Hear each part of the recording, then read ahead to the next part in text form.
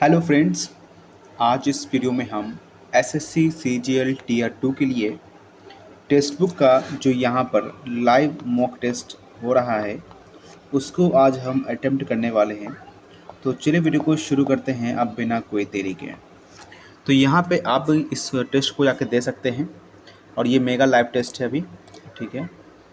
तो ये फ्री है, किसी को यहाँ पे नहीं करना होता है, ये सभी के लिए फ्री होता है। आप पेड इसमें लिए हैं या नहीं लिए हुए हैं, सभी को फ्री मिलेगा, ठीक है। तो यहाँ पे हम सबसे पहले हम जो अटेम्प्ट करने वाले होते हैं इस क्वेश्चन को शुरुआत करते हैं वो रीजनिंग से करते हैं, ठीक है। लास्ट में मैथ के लिए पूरा टाइम बचा कर रखते हैं। तो चलिए हम पहले रेडी करते हैं आपका रीजनिंग से। ऑथर का मतलब यहाँ पेन का संबंध है, यानी ऑथर का पेन, पेन क्या उसका हथियार हो गया, पेन से लिखता है। कारपेंटर है तो क्या कर सकता है, 100 से कुछ कारपेंटर का काम कर सकता है और कुछ तो नहीं होगा, क्योंकि ऑथर का हथियार पेन होता है, कारपेंटर का 100 होता है। इसके बाद इंग्लिश के डिक्शनरी से बताना है कौन पहले आएगा। तो PETI सभी में देखने को मिल रहा है, TION सभी में देखने को मिल रहा है, ON सभी में है, यानी 3 तो पहले आएगा। जब 3 पहले आ रहा है तो फिर इसके बाद 1 भी आ रहा है। अब हमको 5 और 4 में कंफर्म करना है। 5 और 4 में O के बाद N के बाद E, तो 5 के बाद 4 आएगा, यानी कि 3 1 5 4 2 होगा। इसके बाद यहाँ पे KLC आता है। K का मान यहाँ पे कितना होगा, 12 होगा।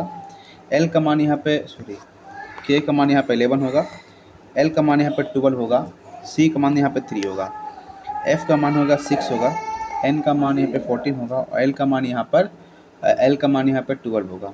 तो यहाँ पे क्या हो सकता है, तो यहाँ पे प्लस का 3 हुआ, प्लस का 2 हुआ, प्लस का 1 हुआ, यानी प्लस का 1 प्लस का 2 प्लस का 3 चला।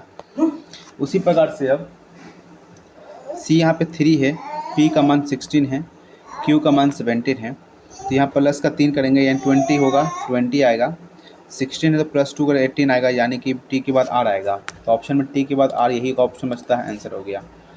6 7 और 8 आता है, क्या हो सकता है, 8 से 48 होगा, नहीं तो 7 6 13 कर दो, तो दोनों को जोड़ देते हैं, 7 6 13, 8 2 16 -1, 4 3 7 3 2 5, ऐसा भी नहीं होगा, डिफरेंस से नहीं बनेगा। 6 7 8 आ रहा है तो और क्या ले सकते हैं, 8 6 14 दुगना हो रहा है, 34 दूनी 78 होगा, 34 दूनी 68 होगा।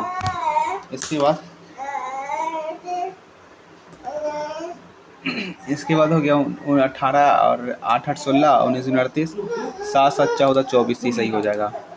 इसके बाद पूछ रहा है the position of second and the 8th digit of the number are interchange, similarly the position of 4th and 5th digits are interchange, the position of 1st and 6th digit are interchange and third the which of the following third from the right, इसको भी रखते हैं। $A B का मतलब ये ऐसा दिया है, ठीक है। तो P इंटू Q पूछा क्या होगा, तो P इंटू Q है, तो P इंटू Q का मतलब क्या होगा, A is father of B, तो P is father of Q है, एंड डॉलर का साइन है, A सिस्टर्स ऑफ B, यानी Q is sisters of R है, एंड R हैशटैग है, तो R क्या है, A is mother of B, R is mother of S, R is mother of S, और कुछ तो नहीं है। तो P is father of S है क्या, नहीं। P is sun of S है, नहीं। P is son in law of S है क्या, P इज सन नहीं होगा, तो P is grand father of S होगा, हाँ। उसके बाद ये मॉडर्न को अगर ऐसा लिखा गया है, कैसे लिख रहे हैं, M, तो M यहाँ है, MODR, इसी से वर्ड बना है। जर्मन को ऐसा लिखा गया है, तो जूनियर को हम क्या लिख सकते हैं, तो जो वर्ड है ना वो 4th नंबर पे आ रहा है, ये 4th नंबर पे आ रहा है। जे कहाँ पे आएगा, 4th नंबर पे जे आएगा, तो जे सभी में आ रहा है। उसके बाद यहाँ पर GE कहाँ गया, सेकेंड पे, यानी कि U सेकेंड पे रहेगा, ठीक है। इसका और क्या होगा, GE हो गया, R का मतलब लास्ट में है, तो N क्या होगा, लास्ट में होगा, तो यानी कि U J और N, यानी कि 2 पे होगा, ये 4 पे होगा, ये लास्ट में होगा। ऐसा कोई वर्ड है क्या, देखो तो, हाँ ये क्या ऑप्शन मिल रहा है यहाँ पर, ये वाला ना, ये ऑप्शन बन रहा है, और कोई ऑप्शन तो नहीं बन रहा है। चलो आंसर हो गया।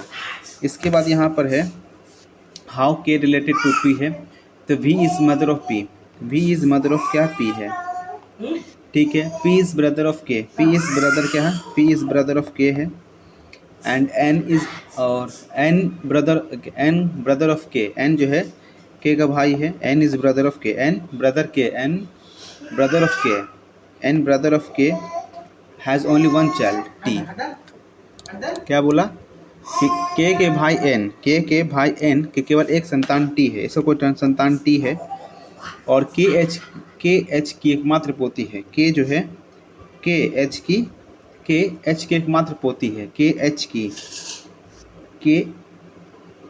एच अच्छा ऐसा इसकी एकमात्र पोती है। तो इसका जो पति होगा इसका यहाँ पे कुछ आएगा, ठीक है। तो के टी से किस प्रकार का संबंध होगा? तो के टी से कैसा संबंध है? बुआ का संबंध होगा ना, हाँ, पिता की बहन बुआ। 4 शब्द यहाँ दिए हुए हैं, खीरा, कद्दू, आलू, लोबिया। ये क्या है? खीरा, कद्दू, आलू, लोबिया। यहाँ पे क्या होगा? Bean, cucumber, pumpkin, potato. सभी क्या सब्जी हैं? बीन दाल है, वो तो हट जाएगा। फिर यहाँ बोल रहा कि बताओ कौन होगा इसमें? Stream, lake, pool, pound. तो ये होगा स्ट्रीम होगा। स्ट्रीम का मतलब धारा होता है, बाकी सब पानी से रिलेटेड है। उसके बाद यहाँ पे क्या होगा? चूज डिफरेंट, ठीक है। मल्टीप्लाई है, डिवाइड है, फिर यहाँ मल्टीप्लाई डिवाइड तो यहाँ प्लस आता है। फिर बोलता है कि बताओ इसमें कौन होगा? स्क्वायर है अंदर, ट्राइंगल का अंदर 3 2 5 और उसके बाद ट्राइंगल है, ट्राइंगल अंदर। फिर यहाँ पर हो गया ये हो गया, ऐसा नहीं है। ट्राइंगल यहाँ पर हो सकता है 3 2 5 अंदर, 4 तो 4 अंदर, ट्राइंगल बाहर तो ट्राइंगल अंदर, हाँ वो तो अंदर। सर्कल टच किया। कौन हो सकता? अलग कौन हो सकता है? 3 नंबर अलग कर सकते हैं, क्योंकि सभी एक प्रकार का पॉलीगन है। या स्टार कोई पॉलीगन होता नहीं है, तो अगर पॉलीगन से कहानी चला हुआ तो वो अलग है। फिर यहाँ से बोला 5 1 6 2 4 है, तो 5 1 6 2 4 उल्टा कर दिया। 5 1 6 2 4 5 1 6 7 8 4 2 6 7 5 1 3 वाला गलत हो गया। इसके बाद यहाँ पे बोला श्योर को अगर ऐसा लिखा गया है, यानी प्लस का रफ 1, एस का होता 19, इसका +1, यू का 21, ठीक है। सेल्फ को 20 लिखा, यू को 6 लिखेगा, एल 12 13 हो जाएगा, 12 से इतना आंसर हो गया। डे केयर को 54 लिखा गया है, जर्नी को 105 लिखा गया, तो बताओ क्या होगा? तो डी का मान कितना होता है? 2 होता है, सॉरी डी का मान 4 होता है, ए का मान 1 होता है, वाई का मान 25 होता है, सी का मान 3 होता है, ए का मान 1 होता है, आर का मान 18 होता है, ई का मान 5 होता है। देखते 8 1 9 1 10 10 18 18 4 22 22 5 22 5 27, बाकी का 2 2 2 4 5 57। उसमें से क्या कि हमने 3 घटा दिया तो 54 आया होगा। उसी प्रकार फर्दर की बात करता हूँ। एफ़ का मान कितना होता है? 6, यू का मान होता है 21, आर 18, टी 20, एच का मान फिर 8, ई का मान होता है 5, आर का मान होता है 18, ठीक। तो जोड़ो जरा, 8 8 और 8 से 24, 24 6 30, 30 6 36, 3 2 5 6 7 8 9, और इसमें भी से अगर 3 घटाते हैं तो 93 आना चाहिए ऑप्शन में। देखो तो 93 एक ऑप्शन में है। उसके बाद यहाँ बोला फिगर कंप्लीट करो, तो फिगर कहाँ पे आएगा ऐसा कंप्लीट होने वाला? इसके अंदर में आ गया, तो ये यहाँ पे था, इसको यहाँ लाया, तो ये कहाँ आएगा? इसको एक था, एक मान लो 1 2 गैप छोड़ के यहाँ लाया, यहाँ पे कुछ छोड़ेगा, 1 2 यहाँ पे आएगा, ठीक है। और यहाँ पर क्या हुआ कि ये जब यहाँ टच किया है तो ये यहाँ टच किया, ये यहाँ टच किया, तो यहाँ पे ऐसा टच करेगा। और इस ट्राइंगल तो पूरा यहाँ पर कोना में टच होगा, तो बीच से पूरा जाएगा, तो बीच से जाने वाला तो यही आंसर हो सकता है। ये तो होगा नहीं, क्योंकि पूरा ये टच कर रहा कोना में, तो 2 ऑप्शन में कोना में टच करने वाला है। अब ये देखो जरा, ऐसे हुआ, ऐसे हुआ, ऊपर रंगा, इसको ऐसे पलटा, ऐसे पलटेगा तो जो रंगने वाला वो नीचे आएगा, जो सादा है नीचे की ओर आएगा।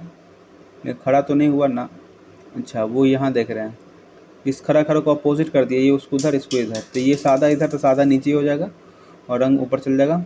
तो ये ऑप्शन और ये ऑप्शन कम था ना, तो ऑप्शन यही होना चाहिए मेरे हिसाब से। आगे बोलता है कौन सा इसमें से वाटर इमेज बनेगा? तो ये पार्ट जब ऐसे है तो ये पार्ट यहीं पे ऐसा आएगा, और ये इधर है तो नीचे आएगा। तो ऑप्शन में कौन सा ऐसा ऑप्शन बन रहा है? 2 ऑप्शन ऐसा बन रहा है, यानी फर्स्ट एंड थर्ड। अब देखो, जब ये यहाँ टच किया है तो ये ऊपर बन जाएगा, यही बन जाएगा, और ऑप्शन तो बचा नहीं, ठीक है। और उसके साथ में सटा हुआ, ठीक है, आंसर हो जाएगा।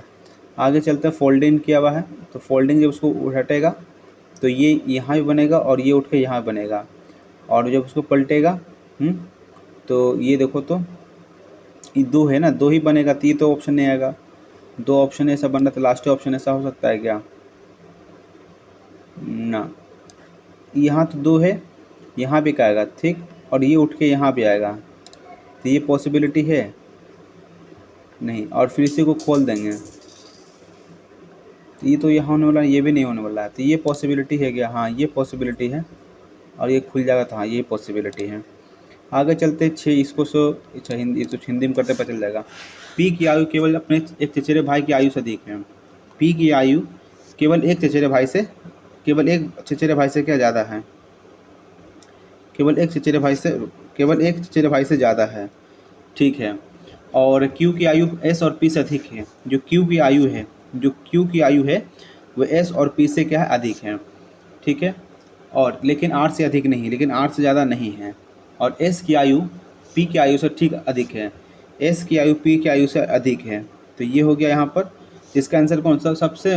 तो टी सबसे छोटा है, तो सबसे बड़ा बोल रहा है। सभी चचेरों में सबसे बड़ा कौन है? आर। इसका सही आंसर आर आ जाएगा।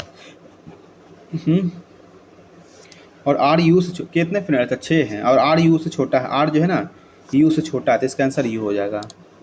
6 को बोला 5 है, इसीलिए।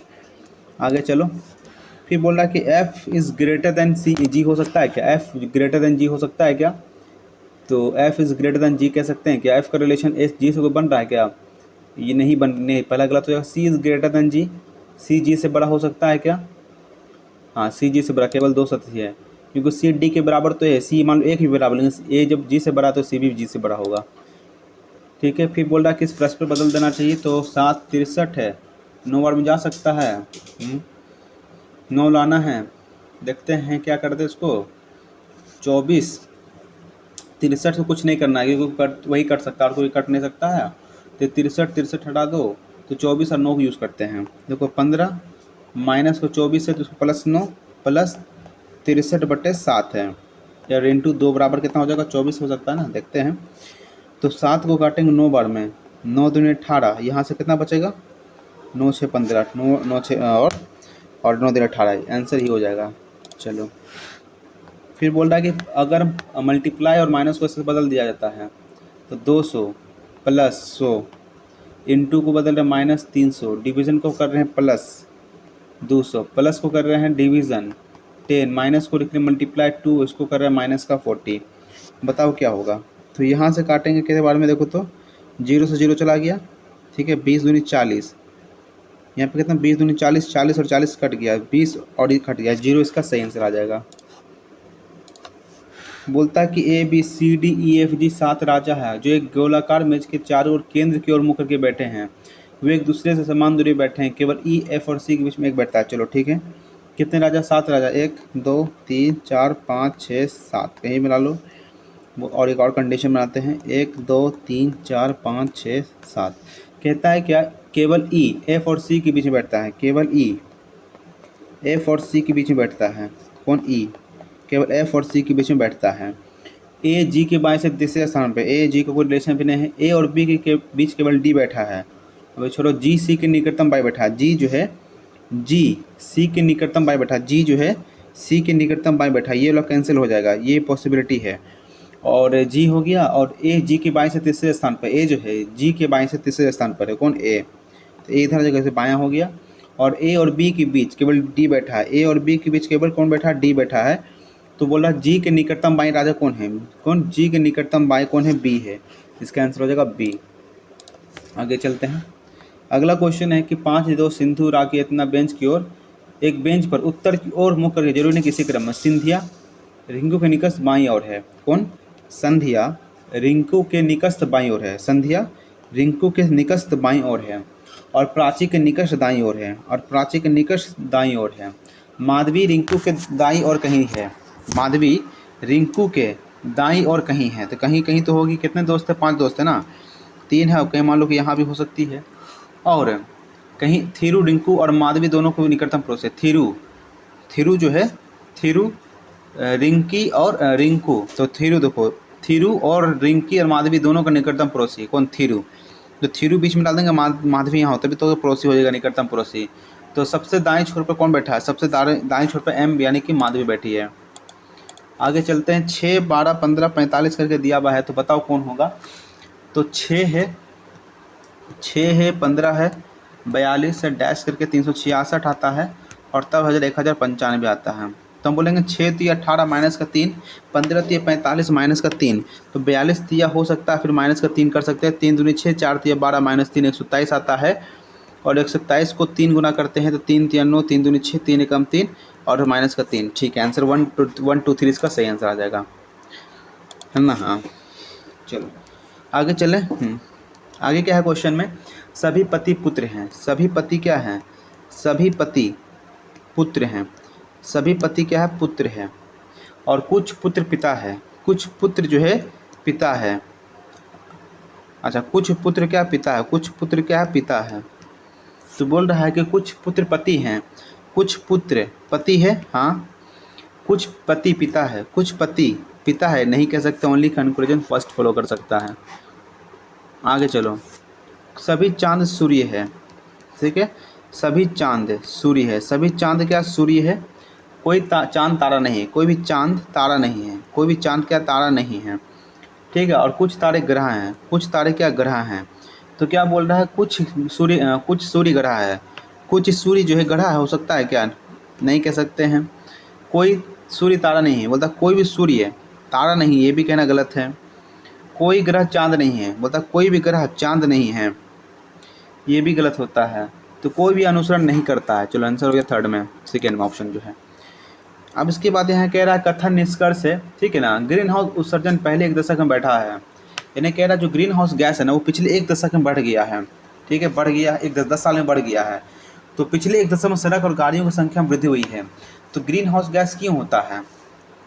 ग्रीन हाउस गैस बढ़ने का कारण क्या है? पिछले सड़क पर गाड़ियों की संख्या में वृद्धि। सड़क पर गाड़ियों की संख्या, तो गाड़ी थोड़ी रिस्पॉन्सिबल है ग्रीन हाउस गैस के लिए है। तो क्या है? अगर ए सत्य है लेकिन ए और दोनों सत्य है, पिछले 1 दशक में सड़क पर गाड़ियों की संख्या में वृद्धि हुई है, तो अगर ए और दोनों अगर सही भी है तो कैसे कह सकते हैं कि पिछले 1 दशक में सड़क पर गाड़ियों की संख्या में वृद्धि हुई है? कैसे कह दें हम?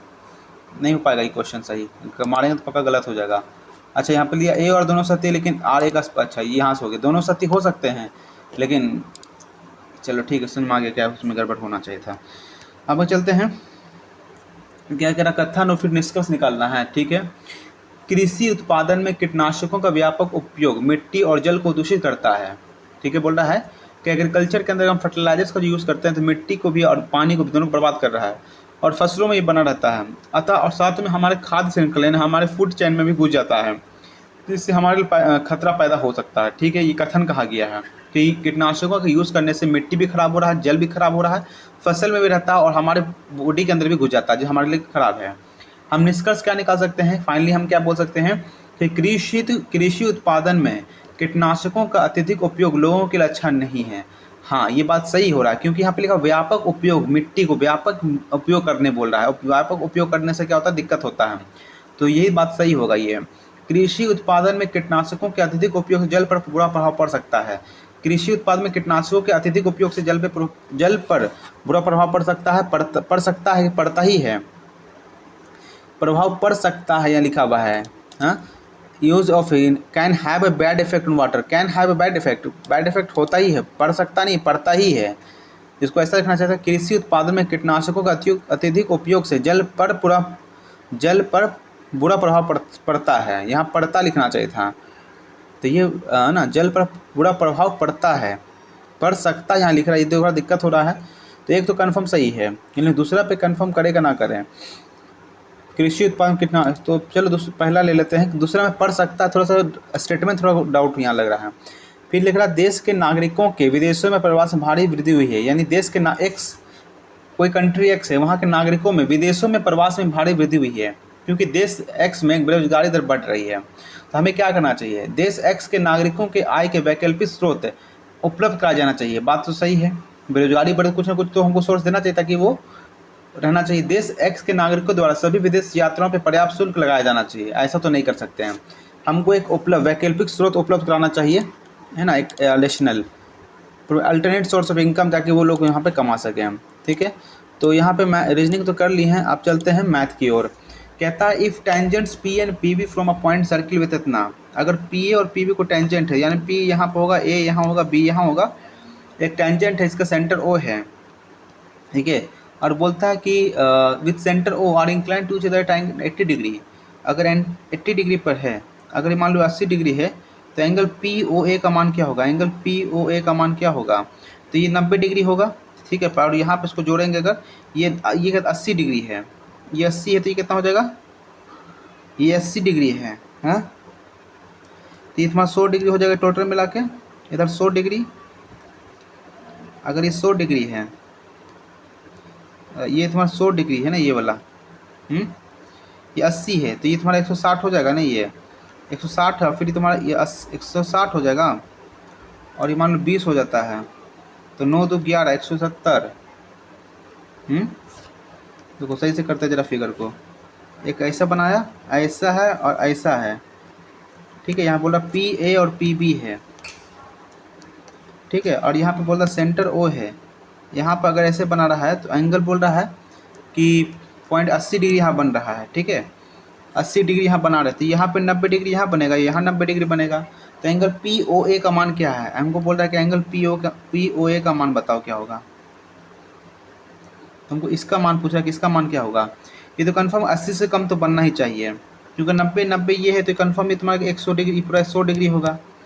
अगर ये 100 डिग्री है ना, तो जब ये तुम्हारा 100 डिग्री है, तो 50 मान लेते हैं, 90 9 5 14, 9 5 14 ही तो होगा फिर भी नहीं। तो ये कॉन्सेप्ट यहाँ पे ये नहीं लगा के हमको ये लगाना पड़ेगा, ऐसे वाला जो बनता है। ये 80 डिग्री है, तो इसका दुगुना होगा कि 40 डिग्री। जब भी तुम्हारा 40 डिग्री हो रहा है, तो ये कितना हो जाएगा? 140, और 70 हो गया, ये 9 से 16 16 20, नहीं ये भी गड़बड़ हो रहा है।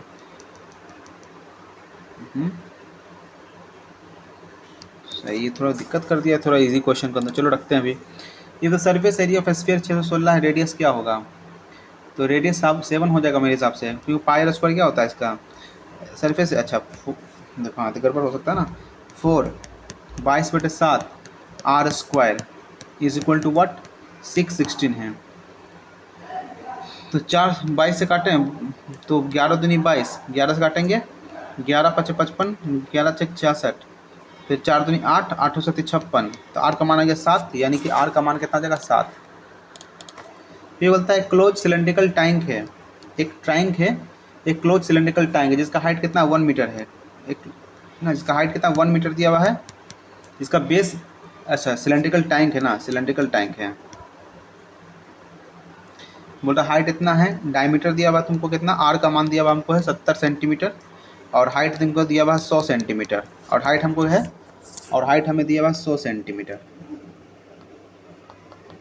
क्या बोल रहा है कि made construct for the same how many seats are required for the same for how many metre square of seat are required. तुमको निकालना पड़ेगा इसमें, क्लोज्ड पूछ रहा है ना, क्लोज का मतलब हमको टोटल, यानी ऊपर नीचे बंद है, तो हमको और कर्व सर्फेस से निकालना पड़ेगा। तो 2 पाई का वैल्यू दिया, निकालना देना पड़ेगा ना। तो 2 × 22/7 2 पाई आर, आर का मान कितना हो जाएगा? 70 और इंटू, ठीक, 2 पाई आर, फिर आता आर प्लस और आर प्लस एच। ठीक है, तो 7 से 70 10 बार में कट गया, तो 22 दूनी 44, 40 × 10 और 170 बट्टे का 100 करेंगे ना, तो 0 0 चला गया। 44 × 17 करेंगे, 17 चौक 68, 17 चौक 68, 6 8 से 14, 7.48 इसका सही आंसर हो जाएगा। आगे चलते हैं। बोलता है कि 2 ships are running in other side of the lighthouse. एक लाइट हाउस है जिसके तरफ दोनों तरफ एक चलता है। Angle of elevation of top of the lighthouse as seen 30 degree and 45 degree respectively. अगर height of the lighthouse 200 metre है, तो डिस्टेंस बताओ कितना होगा। तो ये 200 तो हो ही जाएगा। अब यहाँ पे 1/√3 इक्वल टू क्या? परपेंडिकुलर बटे बेस, बेस का 200√3 हो जाएगा ये। ठीक है, नियरेस्ट वैल्यू पूछ रहा था, 200 कॉमन ले लेंगे दोनों में, और 1.732 प्लस 1 तो यानी 2.732। अरे पेन थोड़ा प्रॉब्लम करता है यार इसको। फिर 2 से मल्टीप्लाई कर दो, 2 दूनी 4, 32 दूनी 64, 7 दूनी 14, बाकी 2 दूनी 4 5, 546 के आसपास का वैल्यू है क्या? आंसर वही हो जाएगा। बोलता है कि A B C D is a quadrilateral जिसमें कि ए बी पैरेलल है सी डी के। ए बी सी डी मान लो कोई, अच्छा मान लो कि चलो यही मेरा क्वाड्रिलेटरल है ए बी सी और डी। कहता है A B parallel D C के, A B parallel D C के है। ई एफ और जो मिड पॉइंट है डायगोनल ए सी और ए डी का, यहाँ पे मिड पॉइंट कौन है? ई और एफ। मान लो ई यहाँ है, एफ यहाँ है, ई और एफ यहाँ है, ठीक है। और ए बी का मान 28 है। अगर ए बी का मान 28 है, बी सी का मान 15 है, डी सी का मान कितना 40 है, डी सी का मान 40 है, ठीक है। और ए डी का मान 9 है, और ए डी का मान कितना 9 है, और ए डी ना है, हाँ ए डी का मान 9 है। फिगर उल्टा कर दिए हैं, फिगर को उल्टा बना सीधा कर देते हैं। ये इधर सी डी होगा तो डी सी इधर होगा तो ए बी इधर होगा, ठीक है। और डायगोनल यहाँ मिला देंगे क्योंकि ज़्यादा है ना, 40 हो गया ये, 28 हो गया ये, और बी सी का मान तुमको 15 दिया हुआ है, और ए डी का मान 9 दिया हुआ है, ठीक है। ठीक, अब बताओ जब दिया हुआ है ये 9 सेंटीमीटर, तो क्या पूछ रहा है? तो what is the length of E F? E F का मान पूछता है क्या होगा, ई और एफ का मान क्या होगा? हम जानते हैं ना, अगर मान लो कि पैरेलल ये ट्रेपेजियम बन जाता है, अगर बाई चांस ट्रेपेजियम है, बन सकता है, तो क्या होता है trapezium? A B plus C D by 2, ये नहीं होता है। A B plus C D by 2 करते हैं तो दोनों का आधा कर देंगे, नहीं तो ये नहीं होता तो बोले ए बी माइनस, तो हाँ एक होता formula A B minus C D by 2, A B minus C D by, अच्छा इसका नहीं पूछ रहा, हाँ A B minus C D by 2 का मान क्या होता है? तो 40 28 12/2, 6 इसका सही आंसर आ जाएगा, 6 इसका सही आंसर आ जाएगा, क्योंकि A B minus C D बटे 2 होता है। बोलता है एरिया ऑफ ट्रायंगल 13 14 15 इस वाट। तो ट्रिपलेट बन सकता है क्या? ट्रिपलेट तो नहीं बन रहा है, ट्रिपलेट बन सकता है, देखो तो जरा। ट्रिपलेट अगर बनाते हैं 1/2 14 × 13 करके, तो 14 × 13 बन सकता है। 13 से 91, नहीं ये तो नहीं होगा ना, निकाल दो बेसिक जो। तो 15 13 18 28 28 4 32 32 32 10 42 यानी कि 21, तो 21 हो गया। अब रूट ओवर देखेंगे, 21 में से 13 गया कितना आ जाएगा? 21 में से 13 8, 21 में से 14 गया तो 7, और 21 में से 15 गया तो 6। तो इसको हम क्या ले सकते हैं? 7 × 3, इसको क्या ले सकते हैं? 4 × 2, इसको 7, और इसको लिख सकते हैं, इसको लिख सकते 7, इसको लिख सकते हैं क्या? 7 × 3 × 2, तो 7 बाहर निकल गया, ठीक है। 4 का बाहर क्या निकलेगा? 4 का 2 निकल जाएगा, 2 का भी 2 निकल जाएगा, 3 का 3 निकल जाएगा। तो क्या हो जाएगा? 7 दूनी 14 दूनी 42, 42 दिया कितना होता है? 3 दूनी 6, 4 दिया 12, 126। गड़बड़ हो गया? हाँ गड़बड़ तो कर दिए कहीं ना कहीं।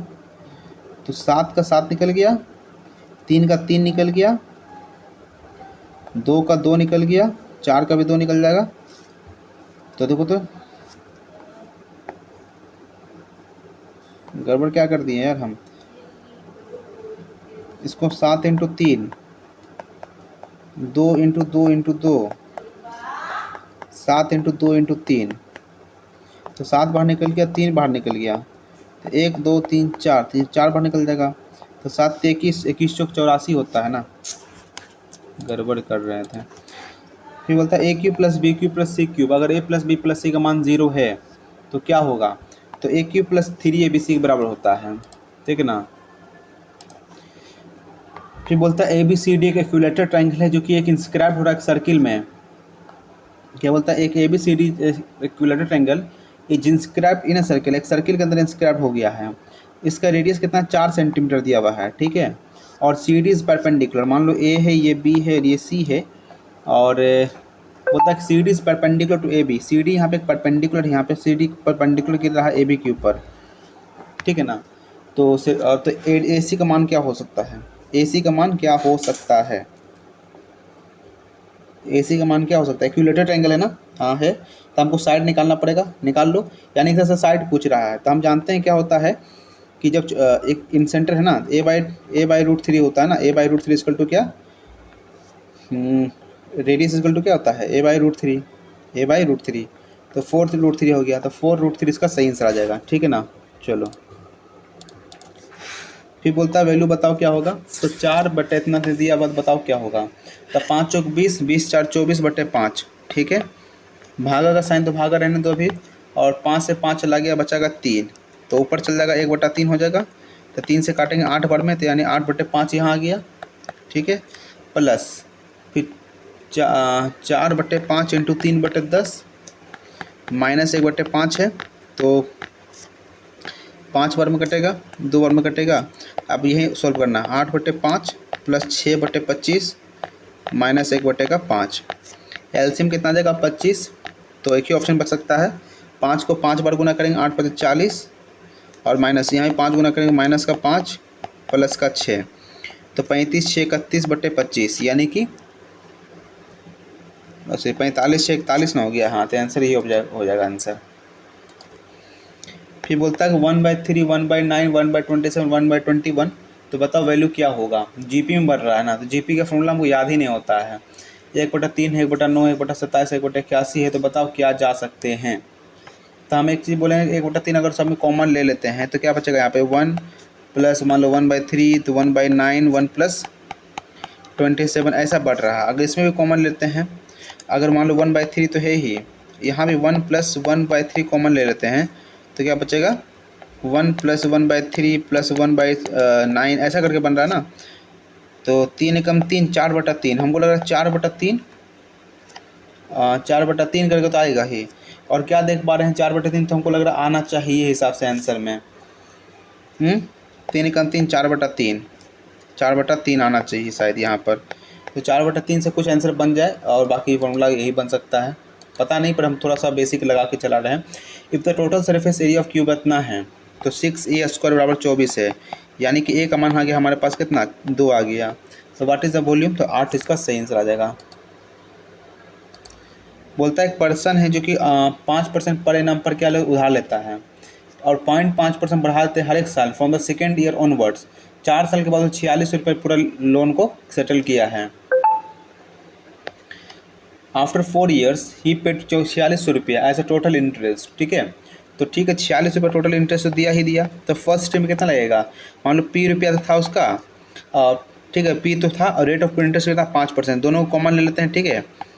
तो रेट ऑफ इंटरेस्ट है ना, तो रेट ऑफ P हो गया, 4 साल का दिया ना, तो ठीक है ना। रेट ऑफ इंटरेस्ट कितना, पहला 5%, पहला क्या 5% है, इंटू R इंटू टाइम कितना फर्स्ट ईयर, पहला क्या फर्स्ट ईयर बटे 100 हो गया। हाँ, फिर प्लस कर, इसको P को कॉमन ही ले लेते हैं, फिर P कॉमन हो गया, तो 5.5% इंटू फिर सेकेंड ईयर बटे सेकेंड ईयर 5.5% लगा होगा, फिर 6%, फिर 1 साल में दिया होगा, फिर 6.5%, फिर 1 साल में दिया होगा, ये नहीं दिया होगा। तो देखो, तो 65 और 55, तो 6 5 12 हो गया, 12 और 6 5 11, यानी कि 23 की बात कर रहा है। तो 4600 बराबर क्या हो गया P इंटू 2300 बटे इतना, तो 23 दूनी 46, यानी P का मान इसका हो गया 20,000 के आसपास जो वैल्यू है। तो how much was the loan, तो 20,000 इसका सही आंसर है।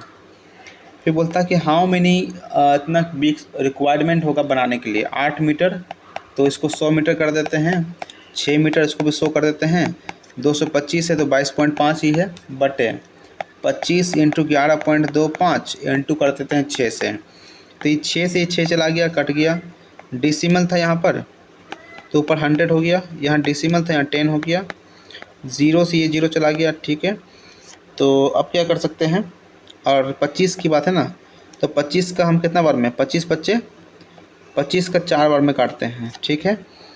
और 1125 कितने बार में, 25 225 का 5 बार कितना होगा, 25 × 5 = 125, यानी कि 25 का ही कट गया तुम्हारा 5 बार में, 5 के बार में चला गया तो फिर तुम्हारा 20 बार में, और 8 × 32 दूनी 64, 64 इसका आंसर है क्या ऑप्शन में। चलो ठीक है। फिर बोलता है कि एक सॉलिड मेटल जिसका हाइट 10 सेंटीमीटर है, सॉलिड मेटल सिलेंडर है जिसका हाइट 10 सेंटीमीटर है, जिसका डायमीटर है तो 8 सेंटी इतना है, रिकास्ट कर दिया गया 2 कोन के अंदर, ठीक है, 2 कोन बना दिया गया, इसका वॉल्यूम 3:4 है, keeping the height 10 centimetre. What would the percentage change in the flat surface area before and after, what would the percentage change in the flat surface, यानी सिंपल सा हमको कुछ तो निकालना ही पड़ेगा, है ना। अब एक चीज़ देखो, वॉल्यूम की बात कर रहा दोनों इतना है, तो 1/3 पाई आर स्क्वायर एच, तो आर एच भी सेम दोनों का है, तो यानी कि आर स्क्वायर बोलते हैं, तो R1 का स्क्वायर बटे R2 का स्क्वायर कितना हो जाएगा इसका, तो इसका जो रेशियो बनेगा √3/2 बनेगा, ठीक है, रेडियस का रेशियो।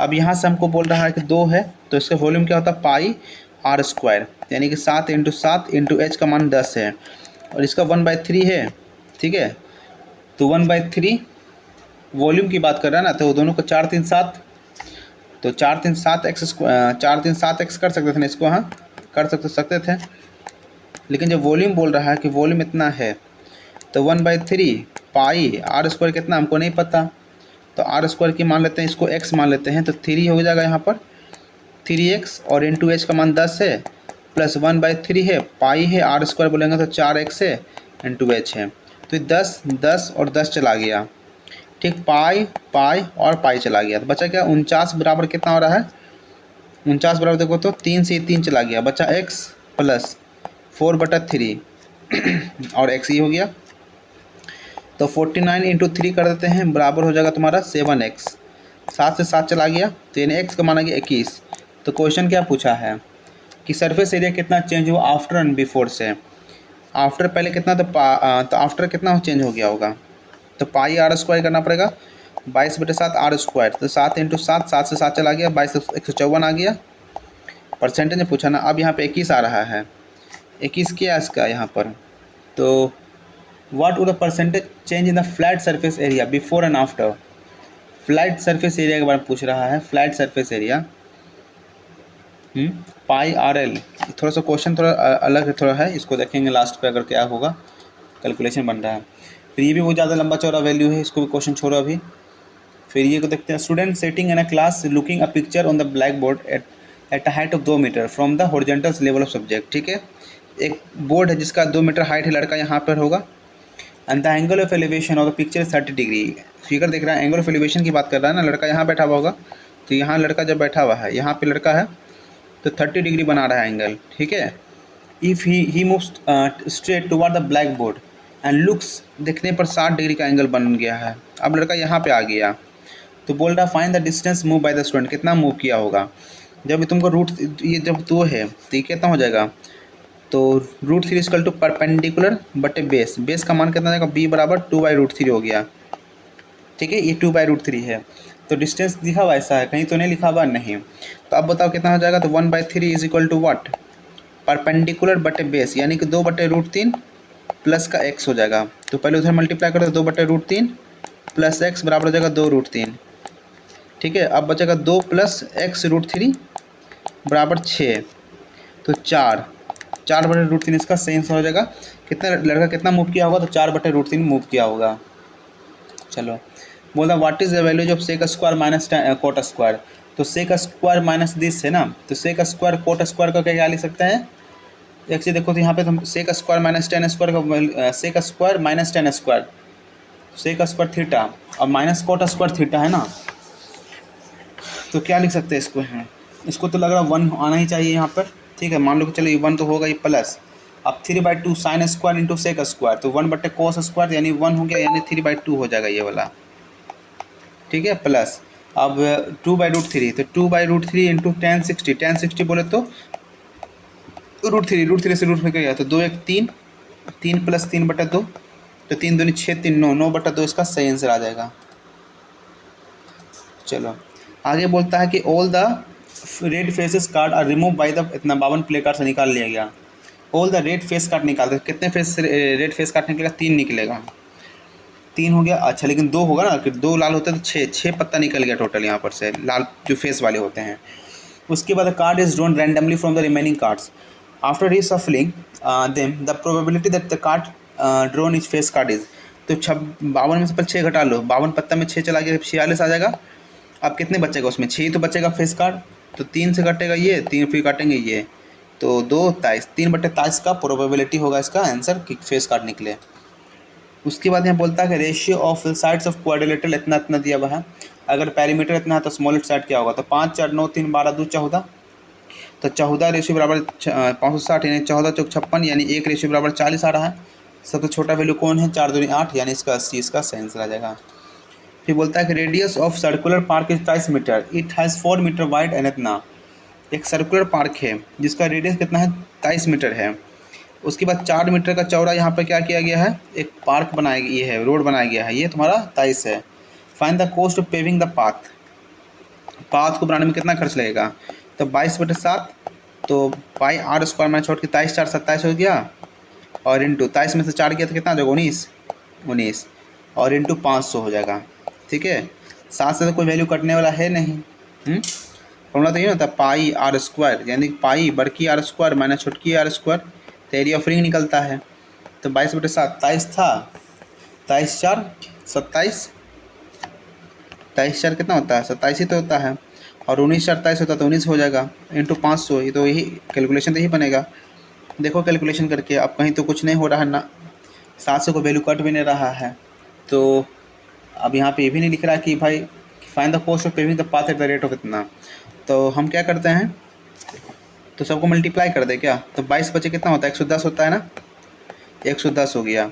और 27 इंटू 19 करते हैं तो 19 कर देंगे तो 9 से 63, बाकी के 6 7 कम 7 6 13।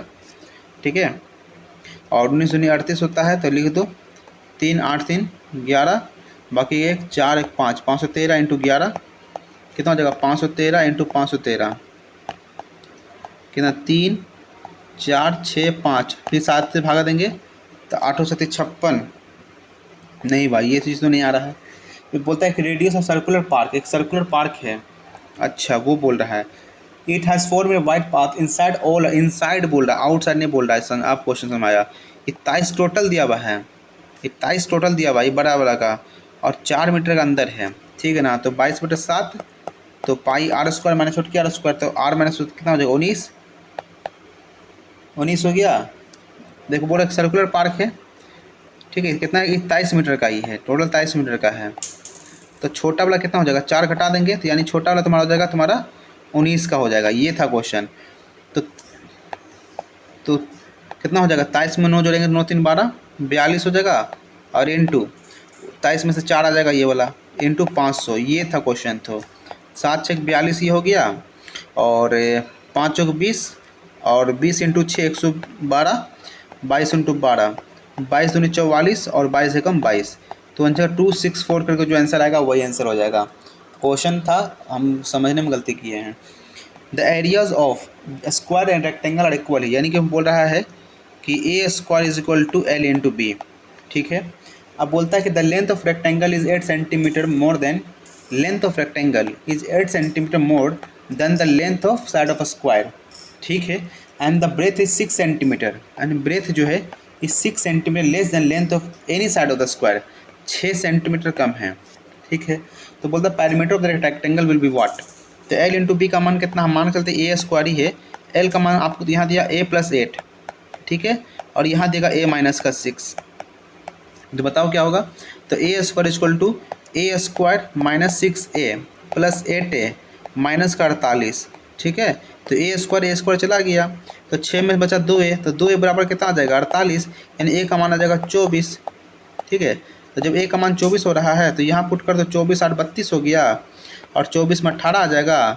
अब दोनों को जोड़ दो, 8 2 10, बाकी के 3 4 5, और इसका दुगना कर दो 100, इसका सही सेंटीमीटर आ जाएगा, क्योंकि पैरामीटर पूछा है। बोलता है कि the parameter the respective position of 3 ABC कितना, what does the 3 point join making together. क्या बोलता है? एक 3 दोस्त हैं ABC, अलग अलग कोऑर्डिनेट बैठे हुए हैं। What does the 3 point join together, तो क्या बनेगा? जब तीनों को मिला देंगे तो क्या बनेगा? हाँ, व्हाट डज द 3 पॉइंट्स। अच्छा, अगर हम डिस्टेंस फॉर्मूला निकाल दें, जैसे 6 में से 3 गया तो 3 का स्क्वायर, 5 में से 2 गया तो 3 का स्क्वायर, उसी प्रकार से 9 में से 6 गया तो 3 का स्क्वायर, 8 में से 3 गया 3 का स्क्वायर, यानी इक्विलेटरल ट्रायंगल ही बनेगा। और 9 में से 3 गया 6 का स्क्वायर, 8 में से 2 गया 6 का स्क्वायर। नहीं, ये तुम्हारा बन जाएगा राइट एंगल ट्रायंगल तो नहीं बनेगा, इक्विलेटरल ट्रायंगल बनने का चांस ज़्यादा हो रहा है।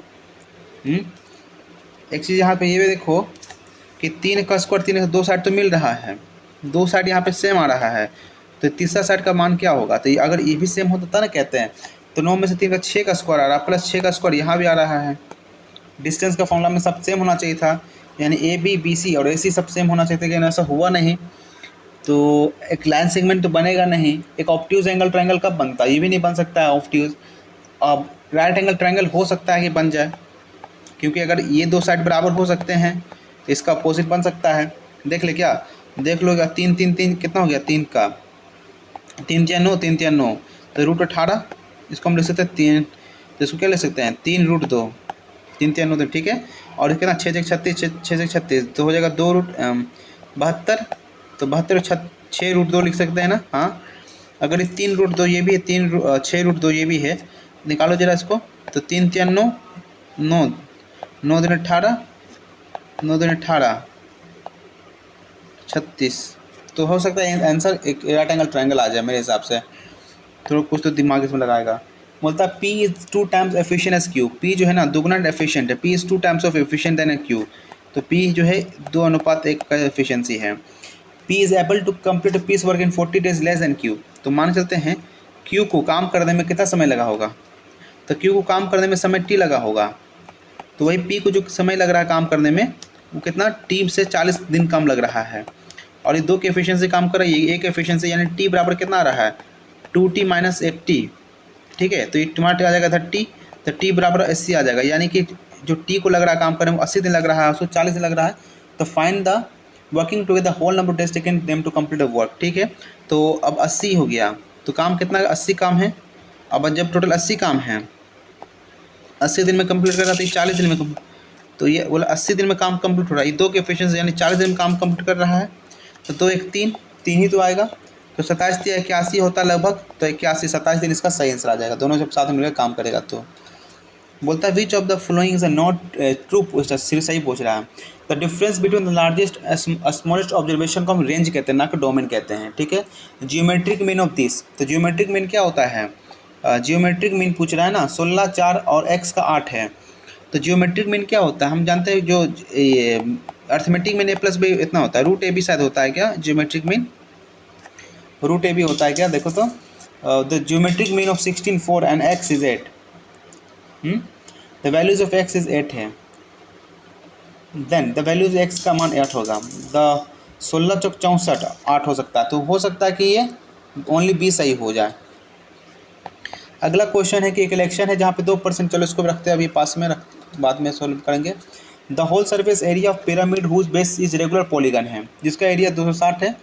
तो क्या पूछ रहा था, number of lateral faces is what, ये तो पढ़ा ही नहीं कभी है, पिरामिड पढ़े हैं लेकिन रेगुलर पॉलीगन दे रहा है, इसका एरिया बेस एरिया इतना दिया हुआ है, तो बोल रहा है कि बताओ क्या कितने नंबर ऑफ उसमें फेस हो सकते हैं। तो हमको भाई सबका ना ये वैल्यू मान के निकालना पड़ेगा हमको सबका, इस सर के भी छोड़ के निकलो उसको भी। शताब्दी एक्सप्रेस कवर करता 700 किलोमीटर 5 घंटा में, और अनदर इतना, तो एवरेज स्पीड पूछेगा, क्लियर से लग रहा था। तो 700 प्लस 1012 कितना हो जाएगा, 1712 किलोमीटर हो गया ना। ठीक, 11 5 16। शताब्दी एक्सप्रेस कवर कर 700 किलोमीटर 1011, तो 1000 को और 1712 किलोमीटर 11 5 16 हो गया। अब 16 से जब काटेंगे इसको जरा, तो 16 एकम 16, तो 16 को 7 बार में 7 6 42, 7 एकम 7 4 11, यानी कि कितना बार में 7 बार में, यानी कि 17।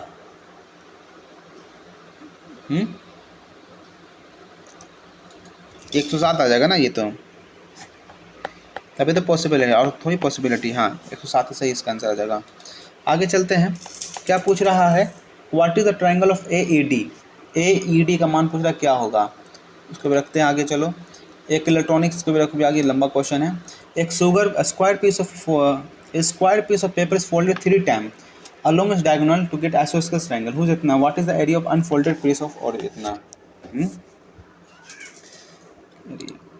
कह रहा है कि हिंदी में क्या पढ़ रहे हैं कि स्क्वायर पीस ऑफ पेपर, एक स्क्वायर पीस है पेपर है, ठीक है, उस folded 3 times along its diagonal, अपने डायगोनल पे उसको 3 बार उसको मोड़ा गया। तो अगर मान लो कि स्क्वायर पीस ऐसा है, डायगोनल है, उसको मोड़ा गया, ठीक है, तो उसको क्या मिलेगा, along its diagonal to get isosceles triangle 3 times मोड़ा गया अपने डायगोनल से ही, folded 3 times along its diagonal, अपने डायगोनल्स पे, जिसका whose sides are who side 10 centimetre है। अब एक चीज़ ये तो बताओ पहले कि 10 3 बार मोड़ा गया है। आइसोस्केल ट्रायंगल हमको मिला है, 3 बार उसको डायगोनल पे मोड़ा गया। एक बड़ा सा स्क्वायर है, मोड़ दो इसको, तो मोड़ेंगे तो क्या बनेगा, एक ये बनेगा, ये नहीं मिलेगा हमको। अब इसका डायगोनल ये होगा, इसके फिर डायगोनल मोड़ देंगे तो ऐसा बनेगा, इसका डायगोनल ये होगा तो इसको फिर मोड़ देंगे तो ऐसा बन गया, अरे तो ऐसा बन गया। जब ये 10 है, ये 10 है, तो ये तुम्हारा 10 है, ये भी 10 से होगा, खुलेगा तो ये 10 हो जाएगा, तो 10 10 20 हो रहा है। तो भाई नहीं बन सकता ये भी क्वेश्चन, थोड़ा ये भी क्वेश्चन सब नहीं बनेगा। आगे चले, कौन सा क्वेश्चन छोड़ते रीजनिंग में, ये वाला ना, ये बन सकता है।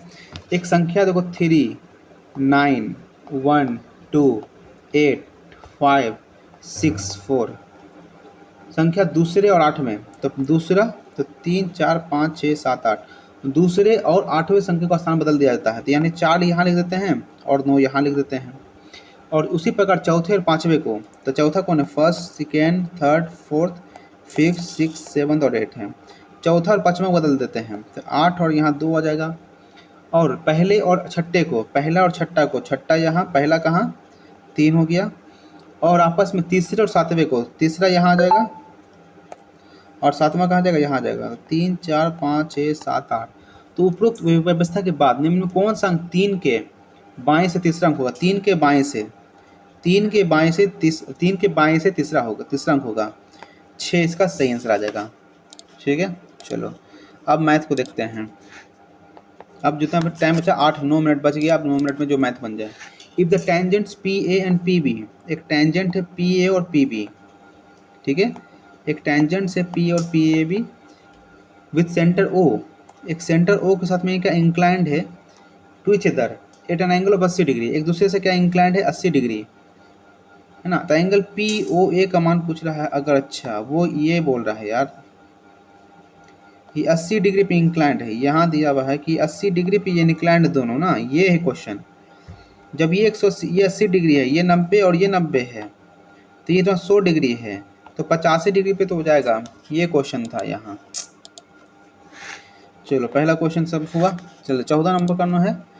बोलता है कि एक सॉलिड मेटल था, एक सॉलिड मेटल सिलेंडर 10 सेंटीमीटर का था और 14 सेंटीमीटर का ये था, उसको मेल्ट किया गया रिका 2 कोण के अंदर, तो दोनों का वॉल्यूम बराबर करेंगे, तो पाई यहाँ रखेंगे, आर स्क्वायर कितना हो जाएगा, आर स्क्वायर यहाँ पर हो जाएगा तुम्हारा 7 × 7 और एच का मान हो जाएगा 10 बराबर 2, उसमें किए ना 1/3 पाई आर स्क्वायर कितना हो जाएगा, तो हम आर स्क्वायर को यहाँ पे आर स्क्वायर है ना, तो वॉल्यूम है, तो आर स्क्वायर क्या मान सकते हैं, मान सकते R1 का स्क्वायर है और एच भी सेम है दोनों में, ठीक, प्लस 1/3 यहाँ भी है इंटू पाई है, इसको मान सकते हैं R2 स्क्वायर है यहाँ पर, ठीक, इंटू एच। तो यहाँ पे पाई और पाई चल जाएगा, 10 और 10 सभी में चल जाएगा, तो बचेगा क्या 7 7 जा 49 इंटू 3 आ जाएगा, यहाँ बचेगा R1 का स्क्वायर प्लस R2 का स्क्वायर, यही बचेगा। हाँ, अब एक चीज़ ये देखो कि भाई अब बोल रहा है कि वॉल्यूम दोनों का सेम है, कौन सा, नहीं वॉल्यूम सेम नहीं, बोला 1/3, तो पाई R1 का स्क्वायर और एच तो कट जाएगा और R2 का स्क्वायर ये भी कट जाएगा, यानी 3/4 है, तो इसको हम x मान लेते हैं, तो हो गया 49 × 3 इज इक्वल टू क्या, तो 7x हो जाएगा, ये तो 7 से 7 चला गया, यानी x का मान कितना रहा था, 21 आ ही तो रहा था यहाँ भी, ठीक है। तो बोलता है कि what would the percentage change in the flat surface area before and after, यानी किसके बिफोर एंड आफ्टर, पहले कितना सरफेस था, तो पहले जो सिलेंडर बना था ना ऐसा, वो पाई आर स्क्वायर था, ठीक है, और अब जो बन रहा है वो ऐसा बन रहा है, ठीक है। तब हमारा 21 जब दिया हुआ है, तो पहले और बाद में समतल पृष्ठीय क्षेत्रफल में कितना परिवर्तन हुआ होगा, तो what would the percentage change the flat surface, surface पूछ रहा ना, सरफेस एरिया है, फ्लैट सरफेस पूछ रहा, लेकिन तो चलो हम उसका निकाल देते हैं क्या, 2 पाई आर एच, 2 22/7, आर का मान 7 और एच का मान 10 है, तो 7 7 चल गया, 22 × 44 यानी 440 आ रहा है। और इसका निकाल देते हैं, तो पाई आर एल करके निकलता है ना इसका, तो पाई आर को, पाई तो कॉमन ले लेंगे दोनों में, तो 22/7 कॉमन आ गया, और एल की बात कर रहा है, तो हम कितना निकाल पा रहे, इसका 21 है, 21 या 63 होता है ना, हाँ, और 21 चौक 84 होता है, हाँ, हाइट 10 दिया हुआ है, तो जब हमको ऐसा दिया हुआ है कि हाइट 10 दिया हुआ है और रेडियस तुमको दिया हुआ 63, तो बताओ कितना होगा। तो भाई 63 का फिर हमको निकालना पड़ेगा करके। तो 3 तिया 9, 6 तिया 18, 6 तिया 18, 6 एक 36, 1 37, यानी कि 9, 8 8 16 और 7 एक 8 एक 9, 39690 और प्लस 10 का स्क्वायर 100 करना पड़ेगा इधर। तो 9 6 9 एक 10, 4069 आ रहा है।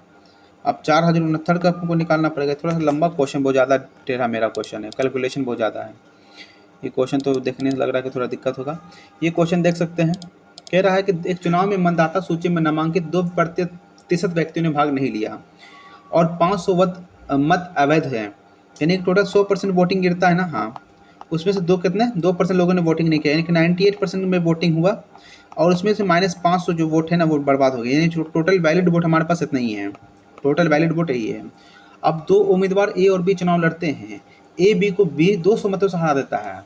यदि मतदाता सूची में नामांकित 43% व्यक्तियों ने ए के पक्ष में डाला, यदि मतदाता सूची में नामांकित 43% लोगों ने ए के पक्ष में डाला, तो डाले गए कुल मतों की संख्या क्या होगी। तो 98% और 500, 500 बर्बाद हो गया, तो कुल कितने वोट डाले गए। कैसे बना रहे थे इसका हम। 2 उम्मीदवार ए बी चुनाव, ए बी को 20 मतों से 200 मतों से हरा देता है। यदि मतदाता सूची में नामांकित 43% ने ए के पक्ष में वोट डाला, तो पूरा इसमें 43% ए को डाला, तो अगला को कितना 43% ए को तो मिल गया, ए को 53% मिल रहा, तो फिर बी को तो दिक्कत हो रहा समझने में ना ये क्वेश्चन।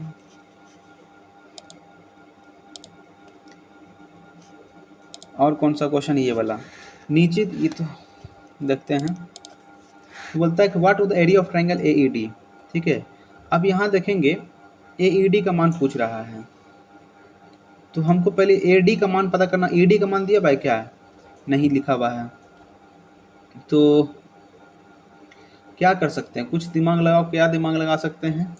और परपेंडिकुलर लिखा हुआ है क्या, ऐसा कहीं तो नहीं है। एरिया ऑफ AD क्या होगा,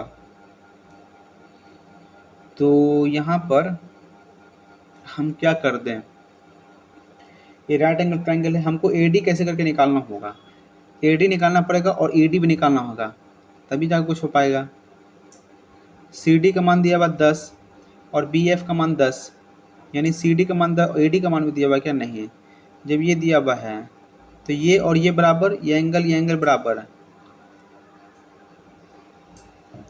तो ये हो सकता है ECD और EFB दोनों बराबर हो जाए, सिमिलर ट्रायंगल हो जाए, जितना उसका होगा जितना इसी का होगा।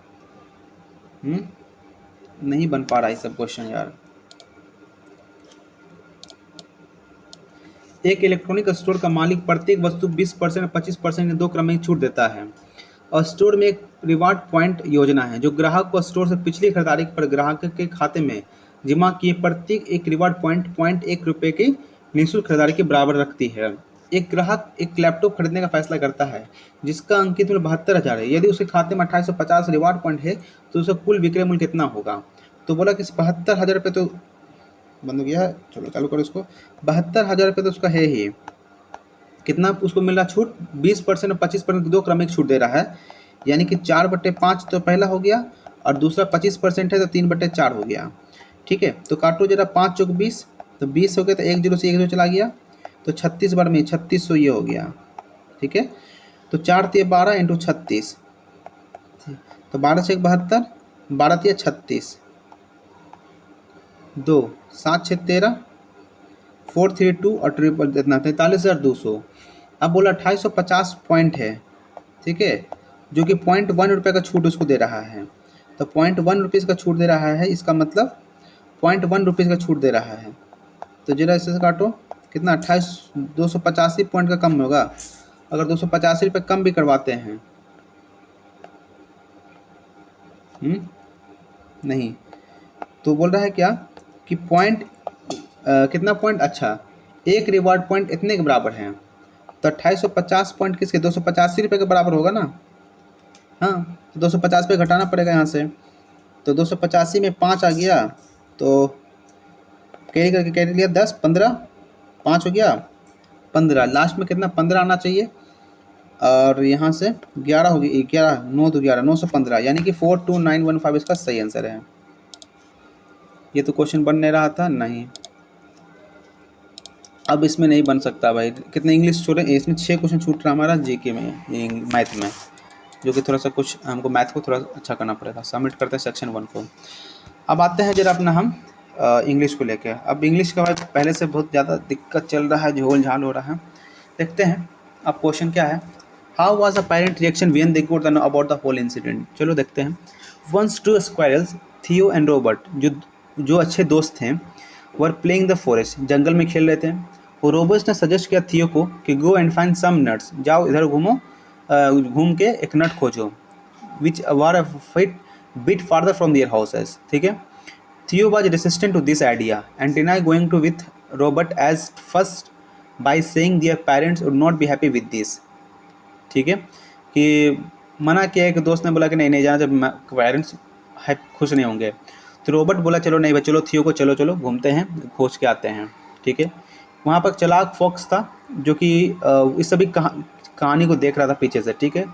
फॉक्स कहा कि डिलीशियस डिनर होगा हमारे लिए आज, कभी उसने स्क्वायरल नहीं खाया इससे पहले। ठीक है। रॉबर्ट और थियो ने एक फॉक्स को देखा, कमिंग टुवर्ड देम, देखा कि आ रहा है मेरे तरफ कौन, लोमड़ी। रॉबर्ट इसको देखकर डर गया और भाग गया, और किसके पीछे छुप गया, पेड़ के पीछे छुप गया अपने दोस्त को छोड़कर। फिर फॉक्स ने जैसे अटैक करने का चाहा तो सीइंग दिस रॉबर्ट पैनिक कर गया और जोर से चिल्ला दिया, और फॉक्स जो है डिस्ट्रैक्ट हो गया। ठीक है। इसका फ़ायदा और लेते हुए थियो भी पेड़ के पीछे छुप गया। फिर उसके बाद they could avoid the fox for a while now, कुछ देर के लिए उसने फॉक्स को अवॉइड किया। उसने अचानक से क्या देखा, सेव कॉपर जो है उसके तरफ आ रहा है। और who knew the art of making webs, जो जाला बनाने में एक्सपर्ट जानकार था। दोनों ने किया, दो both take his help in making a web and someone made the fall fox on it. ठीक है। जाला बनाने में एक्सपर्ट था, जो भी था एक आदमी, उसको पकड़ के पकड़ा दिया। उसके बाद घर गया, अपने पेरेंट्स को बताया पूरे इंसिडेंट के बारे में। पेरेंट्स गुस्सा हो गए पहली बार में, बट उसके बाद फिर उसके बाद क्या किया, थियो को ले जाके कुछ खिलाया पिलाया, जो दुकान पे ले जा जाकर। तो पूछ रहा है कि पेरेंट का रिएक्शन क्या था when they got know about the whole incident, जब पूरा होल इंसिडेंट जान गया तो क्या हो गया। तो गुस्सा था, एंग्री, यहाँ लिखा हुआ एंग्री था। जब उसको होल इंसिडेंट के बारे में पता चल गया तो एंग्री हो गया। फ्रॉम whom डिड थियो एंड रॉबर्ट टेक हेल्प, किससे मदद लिया था भाई, 100 कॉपर था यहाँ पे लिखा, 100 कॉपर से मदद लिया था। How was Robert's reaction when saw the fox, Robert का रिएक्शन क्या था जब उसने फॉक्स को देखा था। Fainted, ducked, fought back, run away. How was the Robert reaction, जब उसने फॉक्स को देखा तो रॉबर्ट का रिएक्शन क्या था, रॉबर्ट पैनिक हो गया, नहीं यहाँ पे था क्या, रॉबर्ट और देखा आते हुए, तो रॉबर्ट देखा डर गया और वो रन अवे हो गया, भाग गया। तो फेंटेड मतलब बेहोश हो जाना, तो रन अवे हो गया था। सिनोनिम के lurking mention the passage, lurking यहाँ पे लिखा हुआ था। लर्किंग क्या था यहाँ पे, cunning fox was lurking on them, behind छुप के।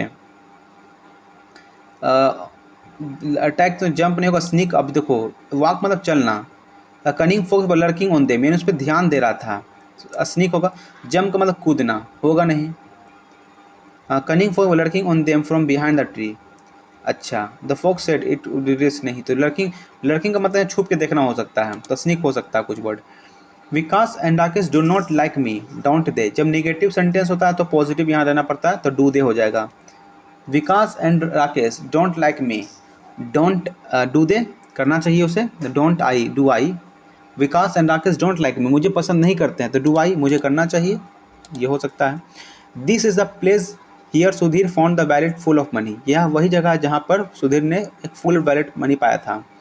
तो this is the place here, this is the place here Sudhir, this is the place where Sudhir हो जाएगा ना, where Sudhir found that, where Sudhir found the wallet full of money, where, तो this is the place where होना चाहिए यहाँ पर, शायद where, here की जगह वेयर होना चाहिए।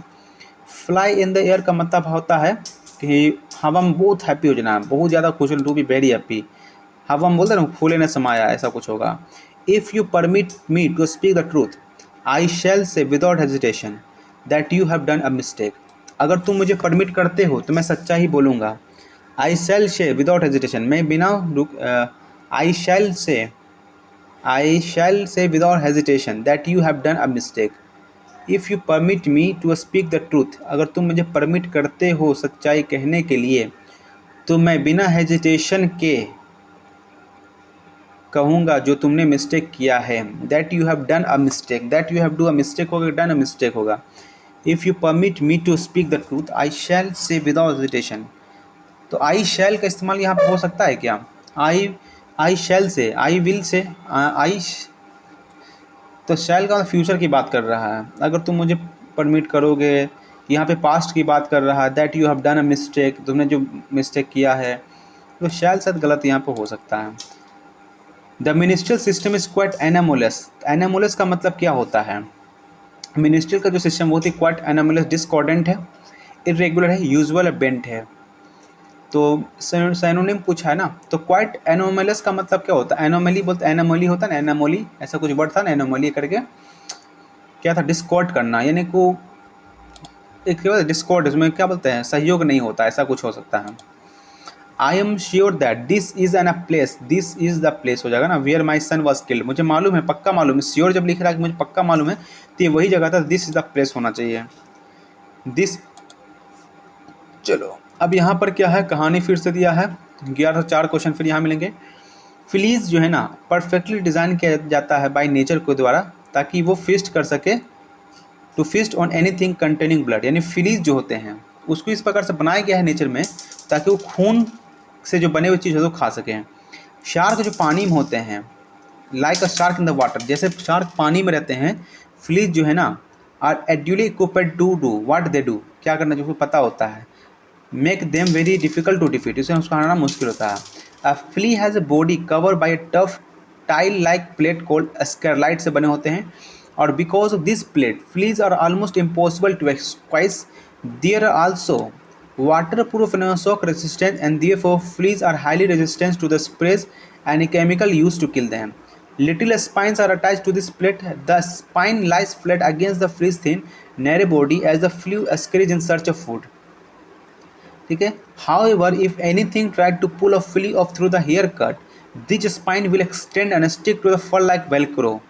Fleas are some of the best jumper in the natural world. A flea can jump 7 inches either vertically or horizontally.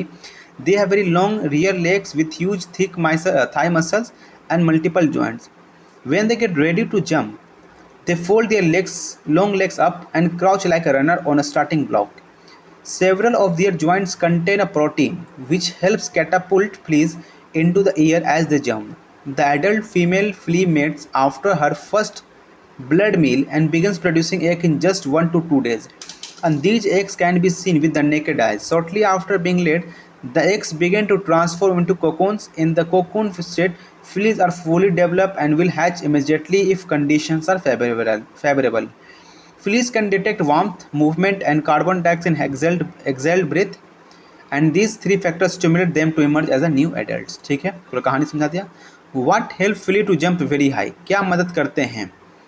मदद करता है क्या उसको उड़ने, क्या बोलता है, क्या मदद करता है? They are naturally born high jumpers, नहीं। दे आर नॉट इंसेक्ट, ये भी नहीं। दे हैव शॉर्ट, नहीं। They have their rear legs have huge thigh muscle and their joint have protein that help. तो यहाँ पे लिखा था कि उसको मदद कौन करता है जंप करने में, तो बोला fleas are some of the best jumper in the natural world. Flea can jump कर सकते हैं। They have very long rear, इतना मसल्स होते हैं, इससे वो उड़ सकता है। नेचुरली हाई जंपर्स नहीं होते। वन ऑफ द लिखा था, how is it impossible for anyone to detach themself from fleas, कैसे मुश्किल है उसको हटाने से? क्योंकि यहाँ लिखता है कि fleas attach themself to the skin of the animal, उसको हटाना मुश्किल हो जाता है, नहीं निकाल पाते हैं। क्यों भाई नहीं निकाल पाते? तो यहाँ लिखा था क्या कि यहाँ पर इम्पॉसिबल टू स्क्वीज, यहाँ लिखा है ना उसको, fleas are almost impossible to squeeze, जो वाटर प्रूफ होते हैं। फ्लीज हाईली रेसिस्टेंस होते हैं, नहीं मार सकते हैं। और fleas if anything try to pull a flea off through the hair coat, this spine will extend and stick to the fur like Velcro. यहाँ बोल रहा है कि जैसे उसको कवर हटाने की कोशिश करेंगे ना, वो चिपक जाता जाके हम, that stick into animal for like Velcro, में एक फज और चिपक जाता है, इसलिए हमको वहाँ से हटा नहीं पाते हैं।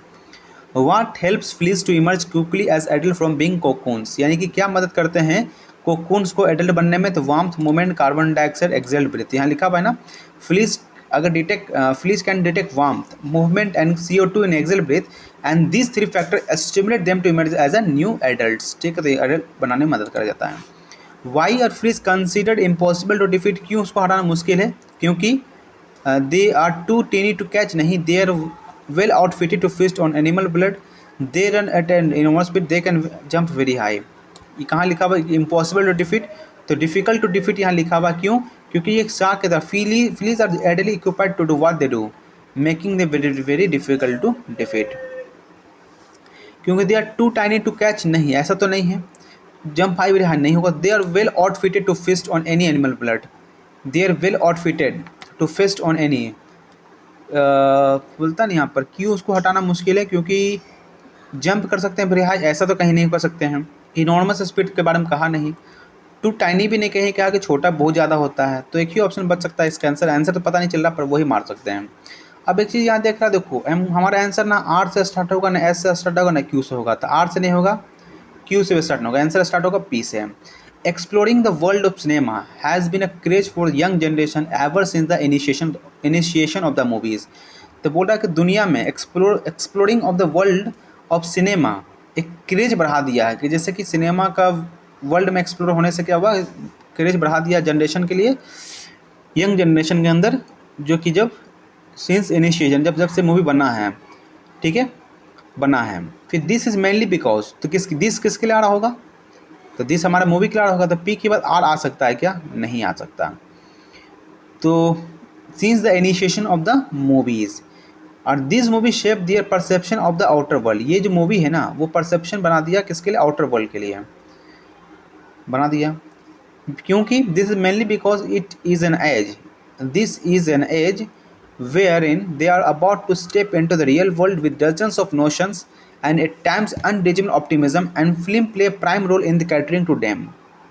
They flow it like a passion, and thus the young generation, mostly the teenagers, are the ones largely impacted by cinema. हम तो पी से स्टार्ट कर सकते हैं, एक्सप्लोर कर रहा है ever since the initiation of the movies, and this movie shape the perception of the outer world.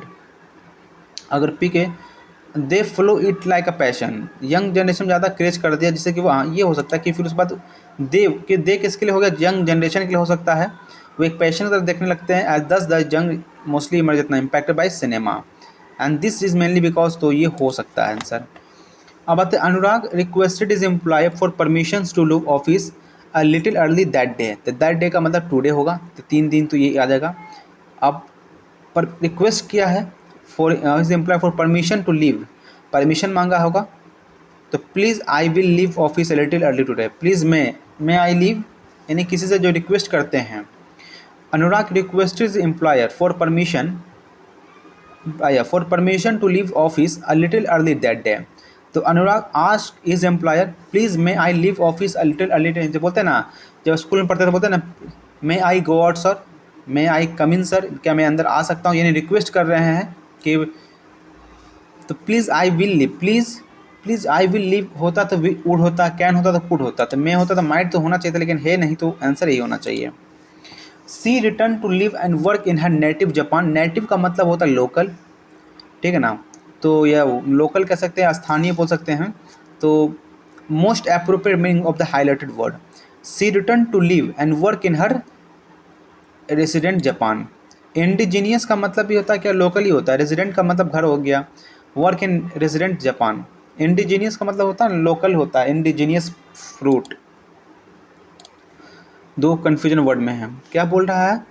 Active passive पे है। While playing polo one of the girls broke the second floor window pen, जब game हो रहा, खेल रही थी, पोलो खेल रही थी, तो एक लड़की ने, वन ऑफ द गर्ल्स जो है, ब्रोक कर दी सेकेंड फ्लोर विंडो पेन को, ठीक है। The second floor window pane was broken by, was broken क्योंकि ब्रोक लिखा हुआ, यानी पास्ट की बात तो कहा था, one of the girls while playing polo, ठीक। The window pane broken, broke का होता ब्रोकन होता, तो गलत हो जाएगा second. The second floor window pane, would भी यहाँ लिखा, would have been broken by one, नहीं होगा। वाइल प्लेइंग इतना विज ब्राइंग, तो नहीं होगा, पहला ही ऑप्शन सही जा सकता है।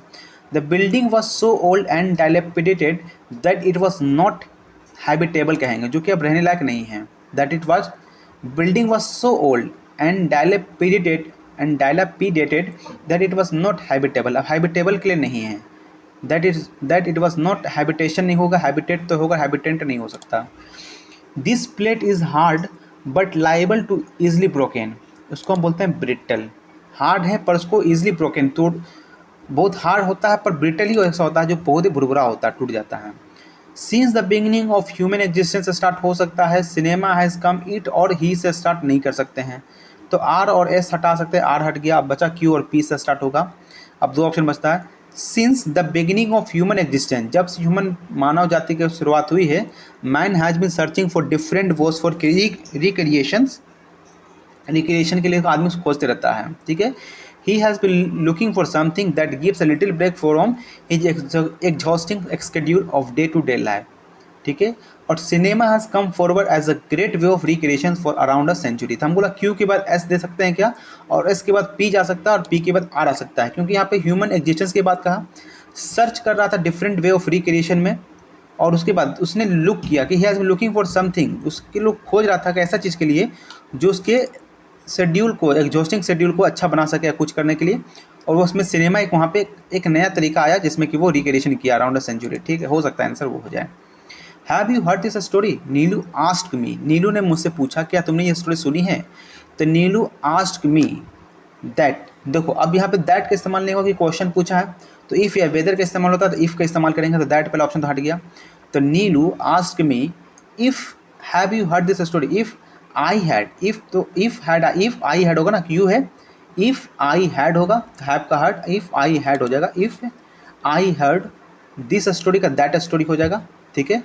इफ़ आई हैड हर्ड का हर्ड हो जाएगा, ठीक है आंसर।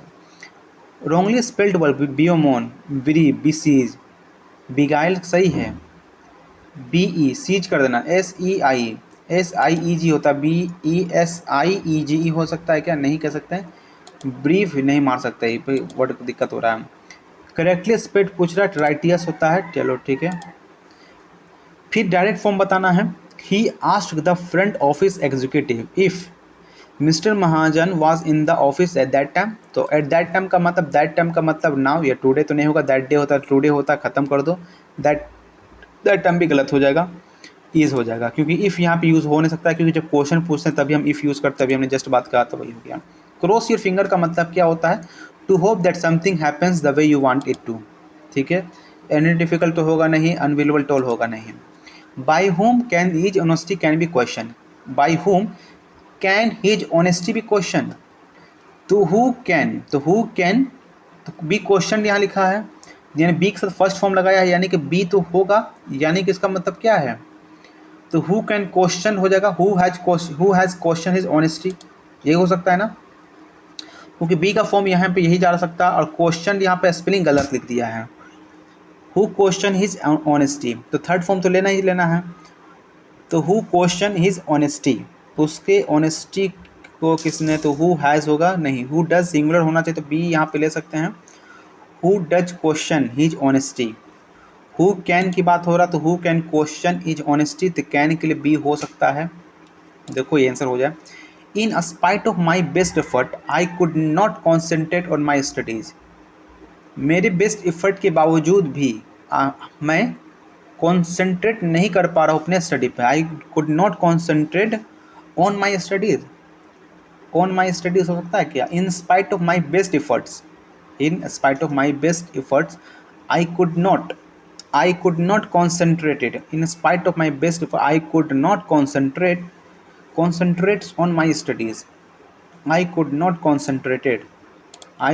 concentrate हो सकता है। एरोसोल इन्फॉर्मेशन तो यहाँ पे इन्फॉर्मेशन में एस नहीं लगता है, तो आंसर ये हो जाएगा। The inquiry blame the engineer for the accident, यानी इंक्वायरी ब्लेम किया किसको, इंजीनियर को, तो क्या बोल रहा है, अपोजिट बताना है, तो आप प्रेस कर देंगे, ब्लेम हो तो प्रेस हो जाएगा। Did the cry scare the children, क्या होता है, did the cry scare the children, passive voice की बात कर रहा है, तो डिड है तो पास्ट में है, क्राई स्केयर द चिल्ड्रेन, तो डिड के साथ में जाएगा, did the cry scare the children, तो चिल्ड्रेन यहाँ पे प्लूरल भी आ गया, तो were the children cry scary and crying, were the children scare, तो बोला पैसिव में ना, did the cry scare the children, scare the children क्या, रोने से बच्चे डरते हैं, डराते हैं, ऐसा है। Were the children scared by the cry, वो अब कौन यहाँ पर आएगा, क्राई और स्केयर्ड। तो were the children scared by the, did की बात कर रहा है, डू डज डिड, तो डिड है, डू है, डिड है, डू डिड तो प्लूरल ही होता है ना। तो आंसर तो यही होना चाहिए मेरे हिसाब से। चलो देखते हैं क्या है। A remedy of all disease panacea कहलाता है, कितने बार पढ़े हैं। अब आते हैं ये गड़बड़ खलना हो। A close look at the facts dash to political interference in administration shows that it is not a one way. There is often a nexus between power hungry and corrupt and civil servants with convenient principles.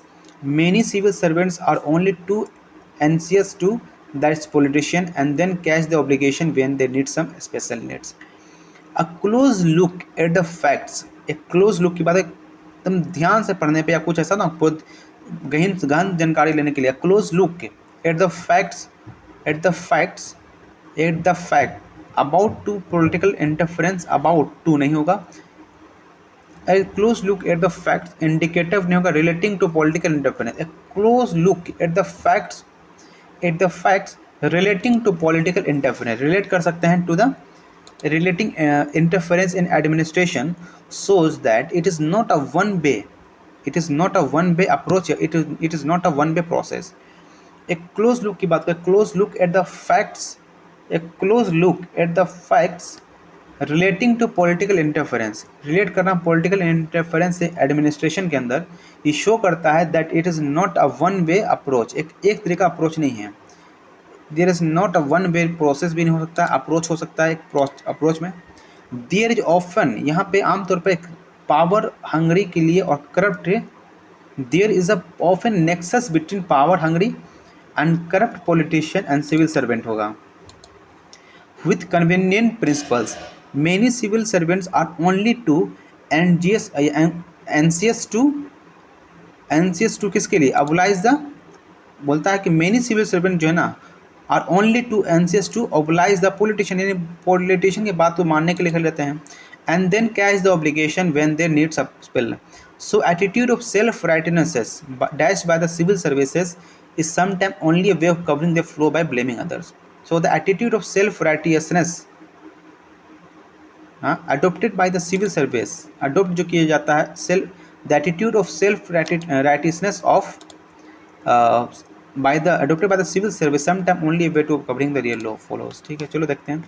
The police will host dash news, अब news क्या होता है, uncountable होता है, इसलिए article a का इस्तेमाल करेंगे, तो आर्टिकल 3 होता है, पहला ऑप्शन हट गया। तो the police will host A news conference half an hour होता है, हाफ एन आवर होता है, तो हाफ एन आवर यूज़ होगा, तो ए के बाद एन आएगा, ठीक है। और before Jones buddy is due to leave the island nation of Grenada, island nation है तो due to leave, island nation तो एक ही को तो नहीं है, बहुत ज़्यादा होंगे तो दाही हो सकता है।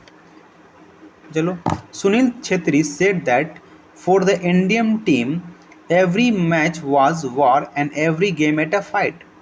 तो सुनील छेत्री ने कहा था for the Indian team, Sunil Chhetri said that for the Indian team every match was war and every game a fight, हर एक गेम फाइट था, हर एक गेम वॉर था, ऐसा कहा था सुनील छेत्री ने।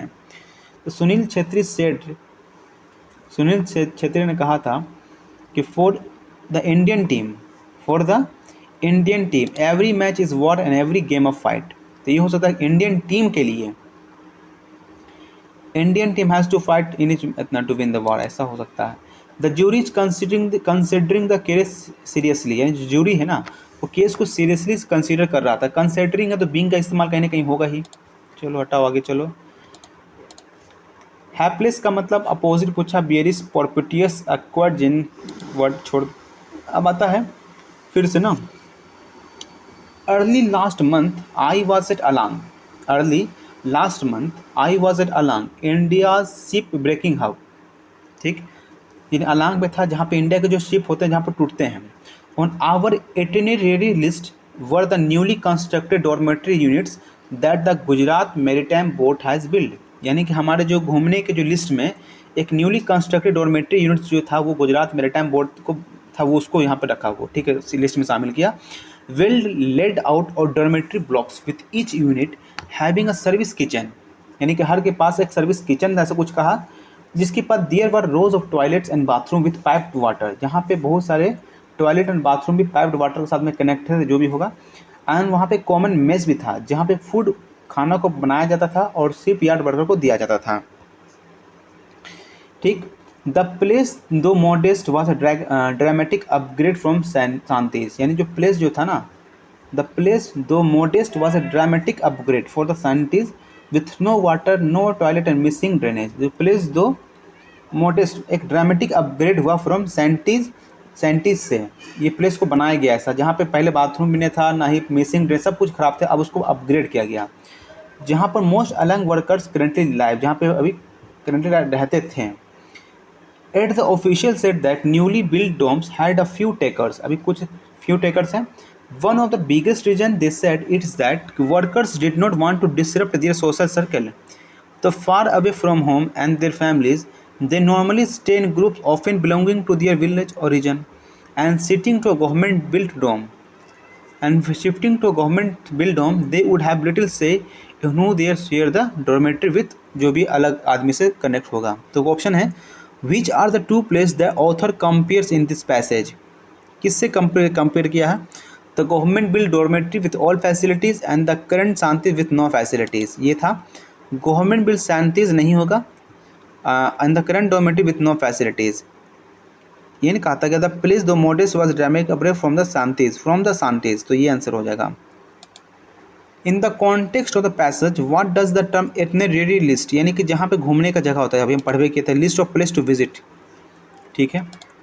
इटिनरेरी का मतलब ही होता है word who comprised of a shipyard worker social circle along, who comprised of shipyard worker circle, क्या होता है? हु कंप्राइज्ड शिपयार्ड वर्कर में कौन शामिल है?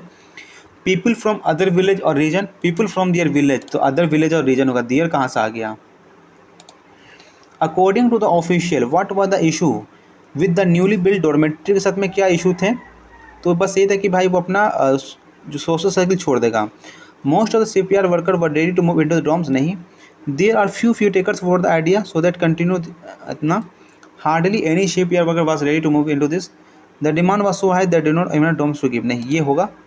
क्या बोलता? अकॉर्डिंग टू द ऑफिशियल के द्वारा एज अ फ्यू टेकर्स है ना, ये था।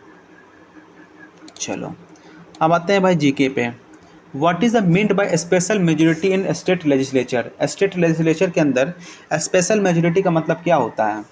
2/3 of existing and voting member must vote yes, ये 2/3 जो एग्जिस्टिंग और वोटिंग मेंबर हैं वो हाँ कहेंगे। 2/3 of member present and voting must vote yes, क्या बोल रहा है कि 2/3 मौजूदा और मतदान करने वाले सदस्यों के पक्ष में मत करना चाहिए। उपस्थित और मतदान करने वाले सदस्यों के लिए 2/3 पक्ष में मतदान करना चाहिए और यह संख्या भी उस सदन के सदस्यता की कुल संख्या का बहुमत होना चाहिए। उपस्थित और मतदान करने वाले सदस्यों के 2/3 सदस्यों पक्ष में मदद करना चाहिए और सदन की कुल सदस्यता संख्या को 2/3 बहुमत होना चाहिए, ये कहीं सही हो सकता है आंसर, ठीक है। प्रकृतिवाद एक ऑफिशियल लैंग्वेज था किसका? सातवाहना का। Colour of which of the following soil is red due to diffusion of iron rather than pressure of environment, क्या बोलता है? किस मिट्टी का रंग लाल हो जाता है आयरन के रेड ड्यू टू डिफ्यूजन, क्या बोल रहा है समझो पहले इसको हिंदी में। निम्नलिखित में किस मिट्टी का रंग पर्यावरण के दबाव के बजाय लोहे के प्रसार के कारण लाल होता है? तो लाल मृदा रेड सॉइल के कारण होगा। Disguise structural frictional and vulnerable, तो करेक्टली मैच है। फ्रिक्शनल का मतलब क्या होता है? Due to lack of requisite skills. Disguise का many people are employ then actually needed, एक तो सही है। स्ट्रक्चरल का mismatch between the job and the skills of available worker in the market, बात तो सही है, स्ट्रक्चर में ही दिक्कत होता है। फ्रिक्शनल का मतलब होता है जब एक जॉब को छोड़ कर दूसरे जॉब खोजते हैं तो फ्रिक्शनल होता है। आवश्यक कौशल कमी कारण होता नहीं। सुबेद दो कार्यों के बीच का समय अंतराल है, यानी कि वल्नरेबल का मतलब होता है time lag between two jobs, नहीं, दो पेयर सही लग रहे हैं, पहला और दूसरा, तीसरा में नहीं मालूम है, चौथा भी नहीं होगा। स्टॉपर का इस्तेमाल किस करते हैं? स्टॉपर टर्मिनोलॉजी कहाँ यूज़ करते हैं? फुटबॉल में यूज़ करते हैं क्या? नहीं, स्टॉपर टर्मिनोलॉजी है हॉकी में शायद यूज़ करते हैं स्टॉपर, है ना। कि फुटबॉल में तो हम लोग क्या होता है, स्टॉपर एक प्रकार का जो एक शायद खिलाड़ी का जो नाम होगा, खिलाड़ी को जो बनता है ना, जैसे विकेट कीपर हो गया, बॉलर हो गया, उसी प्रकार से स्टॉपर शायद हॉकी में होता है। नहीं मानेंगे, छोड़ देते हैं, दिक्कत हो जाएगा। Which of the following is the world's largest lake? दुनिया का सबसे बड़ा लार्जेस्ट लेक कौन है? तो सुपीरियर झील है, कैस्पियन सी होगा, कैस्पियन सी एक झील है, सुपीरियर कैस्पियन सागर ना। हाँ। Who is set to be reappointed as India's women hockey coach? किससे रीअपॉइंट किया गया है? स्कॉप मैन है क्या?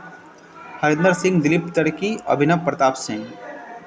कहीं तो पढ़े तो थे, जाने के स्कॉप मैन मार देते हैं। दिलीप तर्की के बारे में जानकारी तो नहीं है।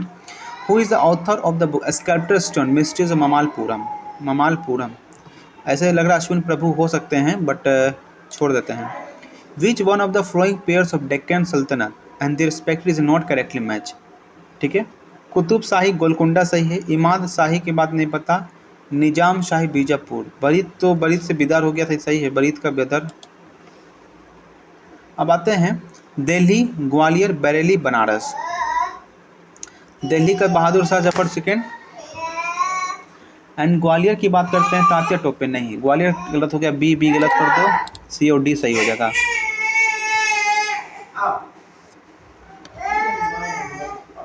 ग्वालियर का तात्या टोपे लक्ष्मीबाई के साथ में आ सकते हैं। बरेली की बात करते हैं बहादुर खान, बनारस, मौलवी लियाकत अली, बरेली। ए बी तो जा सकता है और डी जा सकता है, बनारस का बहादुर खान। चलो, the money multiplier in is an economy increases with which of one of the flowing? Money multiplier का इकोनॉमी में कैसे बढ़ सकता है, वही पूछ रहा है क्या? एक अर्थव्यवस्था मुद्रा गुणक निम्नलिखित में किसके साथ बढ़ता है? मनी मल्टीप्लायर, लोन जितना देंगे उतना बढ़ेगा। Depositors withdraw higher proportion deposit, नहीं। Lower proportion of the population has bank account, नहीं। Commercial bank increase the minimum balance requirement for depositors, और central bank increase the reserve requirement for the commercial bank, इससे भी नहीं होगा। Money multiplier का मतलब होता है कि पैसा बढ़ेगा। कैसे बढ़ेगा? जब हम ज़्यादा से ज़्यादा लोन देंगे। जब कमर्शियल बैंक अगर इंक्रीज करता मिनिमम बैलेंस रिक्वायरमेंट को, मतलब कोई बैंक कहेगा कि पहले 1000 रुपया था, तो मार्केट में 1000 रुपये को 10 आदमी था, 1000 रुपये जमा किया, 10,000 है, उसने आखिर 8,000 लोन में दे दिया। आप बोला कि बढ़ा रहे हैं, 20,000 रुपया बढ़ा, सब बोला कि 2,000 सब रखेगा, तो यही हो सकता है आंसर ज़्यादा है। डिपॉजिट ज़्यादा पैसा निकाल लेगा तो भाई तो होगा नहीं। What initiative has France undertaken for the 2024 Olympics and Paralympic Games, making it the first EU country to do so? Online visa application system शायद होगा, हाँ, लेकिन नहीं कह सकते, ऑनलाइन वीज़ा ही हो सकता है, वीज़ा एप्लीकेशन सिस्टम हो। डिजिटल करेंसी इशुएंस तो नहीं होना चाहिए शायद, छोड़ो अभी। मटकी एक पॉपुलर डांस कहाँ का है? मटकी बिहार का हमने सुने हैं, राजस्थान का भी नहीं सुने, मध्य प्रदेश और असम में कोई एक हो सकता है, छोड़ देते हैं। Which of the following language not included in the x schedule के अंदर नहीं है? इंग्लिश। अष्ट प्रधान शिवाजी के अंदर who among the following were responsible for the general administration? Peshwa. Which of the following soils show swelling and shrinkage behaviour on wetting and drying? Black soil. Which of the following language has been classical status है? कौन सा language को classical status है? कन्नड़ को है, मलयालम को है, तो 1 और 2 है क्या ऑप्शन में? मराठी और असम को नहीं। दोनों कौन सा लैंग्वेज है? ये हमारा ऑफिशियल लैंग्वेज के अंदर जो 7 शेड्यूल में है। हॉर्नबिल गलत है, यहाँ है, पहला गलत है, क्योंकि पहला हॉर्नबिल नागालैंड का होगा, तो पहला गलत है। चलो 2 और 3 सही हो जाएगा ऑटोमेटिक। MD और CEO कौन है पेटीएम पेमेंट्स बैंक का? तो विजय शेखर शर्मा है क्या? वो रिज़ाइन एज अ MD, वही हो सकता है, छोड़ दो। कब DRDO का स्थापना कब किया गया था? 1960 में किया गया था ना। The total income of the country divided एक पॉपुलेशन के द्वारा, तो पर कैपिटा इनकम ही कहलाता है टोटल इनकम बाय टोटल इतना। Anaerobic respiration is also called as, क्या बोल सकते हैं? एनएरोबिक रेस्पिरेशन को हम क्या कहते हैं? फ्रेगमेंटेशन होना। एनएरोबिक रेस्पिरेशन का मतलब क्या होता है? कि बिना एयर के कुछ होना तो फ्रेगमेंट हो जाता है, छोड़ो नई जानकारी है। Who among the flowing rulers have embraced Jainism? Chandragupta Maurya था, जिसने कि क्या किया था? निर्वाणा कर लिया था। जलियांवाला बाग पहले कौन आएगा? Jallianwala Bagh, Chauri Chaura incident, formation of Swaraj party और इंदिरा। तो पहला कौन होगा? जलियांवाला बाग मैसेकर हुआ होगा, फिर चौरा चौरी, फिर 3 के बाद 4, यानी कि सही है 1 2 3 4 इसका सही आंसर हो जाएगा 1 2 3 4। डेट बताएं तो 1919 में, 1922 में, 1923 में और 1932 या 31 में ये था। गोबी डेजर्ट कहाँ है, किस दो कंट्री को अलग करता है? गोबी चाइना में है और ये चाइना और मंगोलिया में जाएगा। ये चाइना और मंगोलिया जाएगा ना, रशिया में तो जाएगा नहीं। चाइना और गोबी डेजर्ट। चलो ये भी हो गया, सबमिट करें। विच of the following is a not a search engine, इसमें से सर्च इंजन कौन सा नहीं है? सफारी नहीं है, सफारी ब्राउज़र है। DRAM has a dash compare to dash, छोड़ देते हैं। How many bit present in IPv6 में कितने हैं? 64 होते हैं ना, और 64 4 में कितने होते हैं? 32 होते हैं, और 6 में से 64 होता है। इंटीग्रेटेड सर्किट का इस्तेमाल कब किया गया? सेकेंड जनरेशन में किया गया। पहला तुम्हारा था ट्रांजिस्टर पे, दूसरा IC पे चला। पाइथन क्या एक प्रकार का मशीन नहीं है, हाई लेवल लैंग्वेज है, जो कि मशीन लैंग्वेज नहीं कह सकते हैं।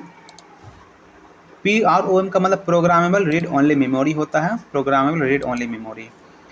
बोलता है कौन सा फंक्शन हम यूज़ कर सकते हैं? Which of the following function is key use to display the help screen. Help screen का मतलब हेल्प स्क्रीन को दिखाने के लिए। F1 से हम हेल्प मांगते हैं।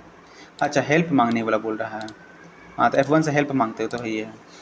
When you send an email with which of the following fields could contain your email address, कहाँ पे हमारा email टू होगा कि फ्रॉम होगा? जब हम किसी को ईमेल करते हैं, then which of the following fields should contain your email address, तो तुम्हारा email address जब आप एक ईमेल भेजते हैं तो कौन सा फील्ड में आपका ईमेल एड्रेस होना चाहिए? तो फ्रॉम में होगा। टू मतलब जिसको भेजना है। एक piece of programming code inserted into another program to cause damage, यानी कि एक पीस ऑफ प्रोग्रामिंग होता है जो दूसरे प्रोग्राम को डैमेज करने के लिए डाला जाता है, उसको क्या कहते हैं? तो मालवेयर ही कहेंगे ना। A piece of programming code, एक पीस बोल रहा है, तो वायरस एक प्रकार प्रोग्रामिंग होगा, ठीक है ना, जो कि डैमेज करता है। मालवेयर के अंदर वायरस आता है। Which of the flowing file taps represent compress version of one और मोर, तो जिप फाइल में दिखता है, हमने देखा होगा जिप फाइल डाउनलोड होता है। Which of the following is application software, कौन सा इसमें एप्लीकेशन सॉफ्टवेयर है? लाइनस ऑपरेटिंग सिस्टम है, Unix operating system graphic software हो जाएगा। Which among the following shortcut are use to move forward by using tab key in, होता क्या होता है? Control tap. कंट्रोल टैप से क्या होता है? आगे बढ़ता है ना, फॉरवर्ड मूविंग। हम यूज़ किए हैं इसको बार बार इसीलिए। Dash is the process of turning on a computer and powering of the system, क्या बोलता है? Dash is the process, booting कहलाता है, जिसमें कि टर्निंग ऑन होता है, पावरिंग ऑफ द सिस्टम होता है। Dash features of MS word helps to create a list of document, क्या बोलता है? लिस्ट ऑफ डॉक्यूमेंट की बात कर रहा है तो बुलेट्स एंड नंबरिंग होता है। The place where accessories are connected in computer known as, क्या वह प्लेस जहाँ पे एसेसरीज को कनेक्ट किया जाता है इन कंप्यूटर का पोर्ट कहते हैं ना। Place where accessories are connected in computer, जहाँ पे अलग से कुछ एसेसरीज ऐड करते हैं तो पोर्ट कहलाता है, जैसे USB पोर्ट में डालते हैं। What is the shortcut key use to select entire row in MS, तो इंटायर रो को कैसे कनेक्ट करते हैं? कंट्रोल प्लस स्पेस दबा के। कंट्रोल स्पेस से क्या कंट्रोल होता है, क्या ध्यान नहीं आ रहा है इसका? विच of the flowing option is a secondary storage, भाई हार्ड डिस्क हो जाएगा। MS ऑफिस, फोटोशॉप और एनिमेजिक, ये सब एग्जाम्पल क्या एप्लीकेशन सॉफ्टवेयर हैं, एप्लीकेशन से डाउनलोड करके चलता है ये सब है।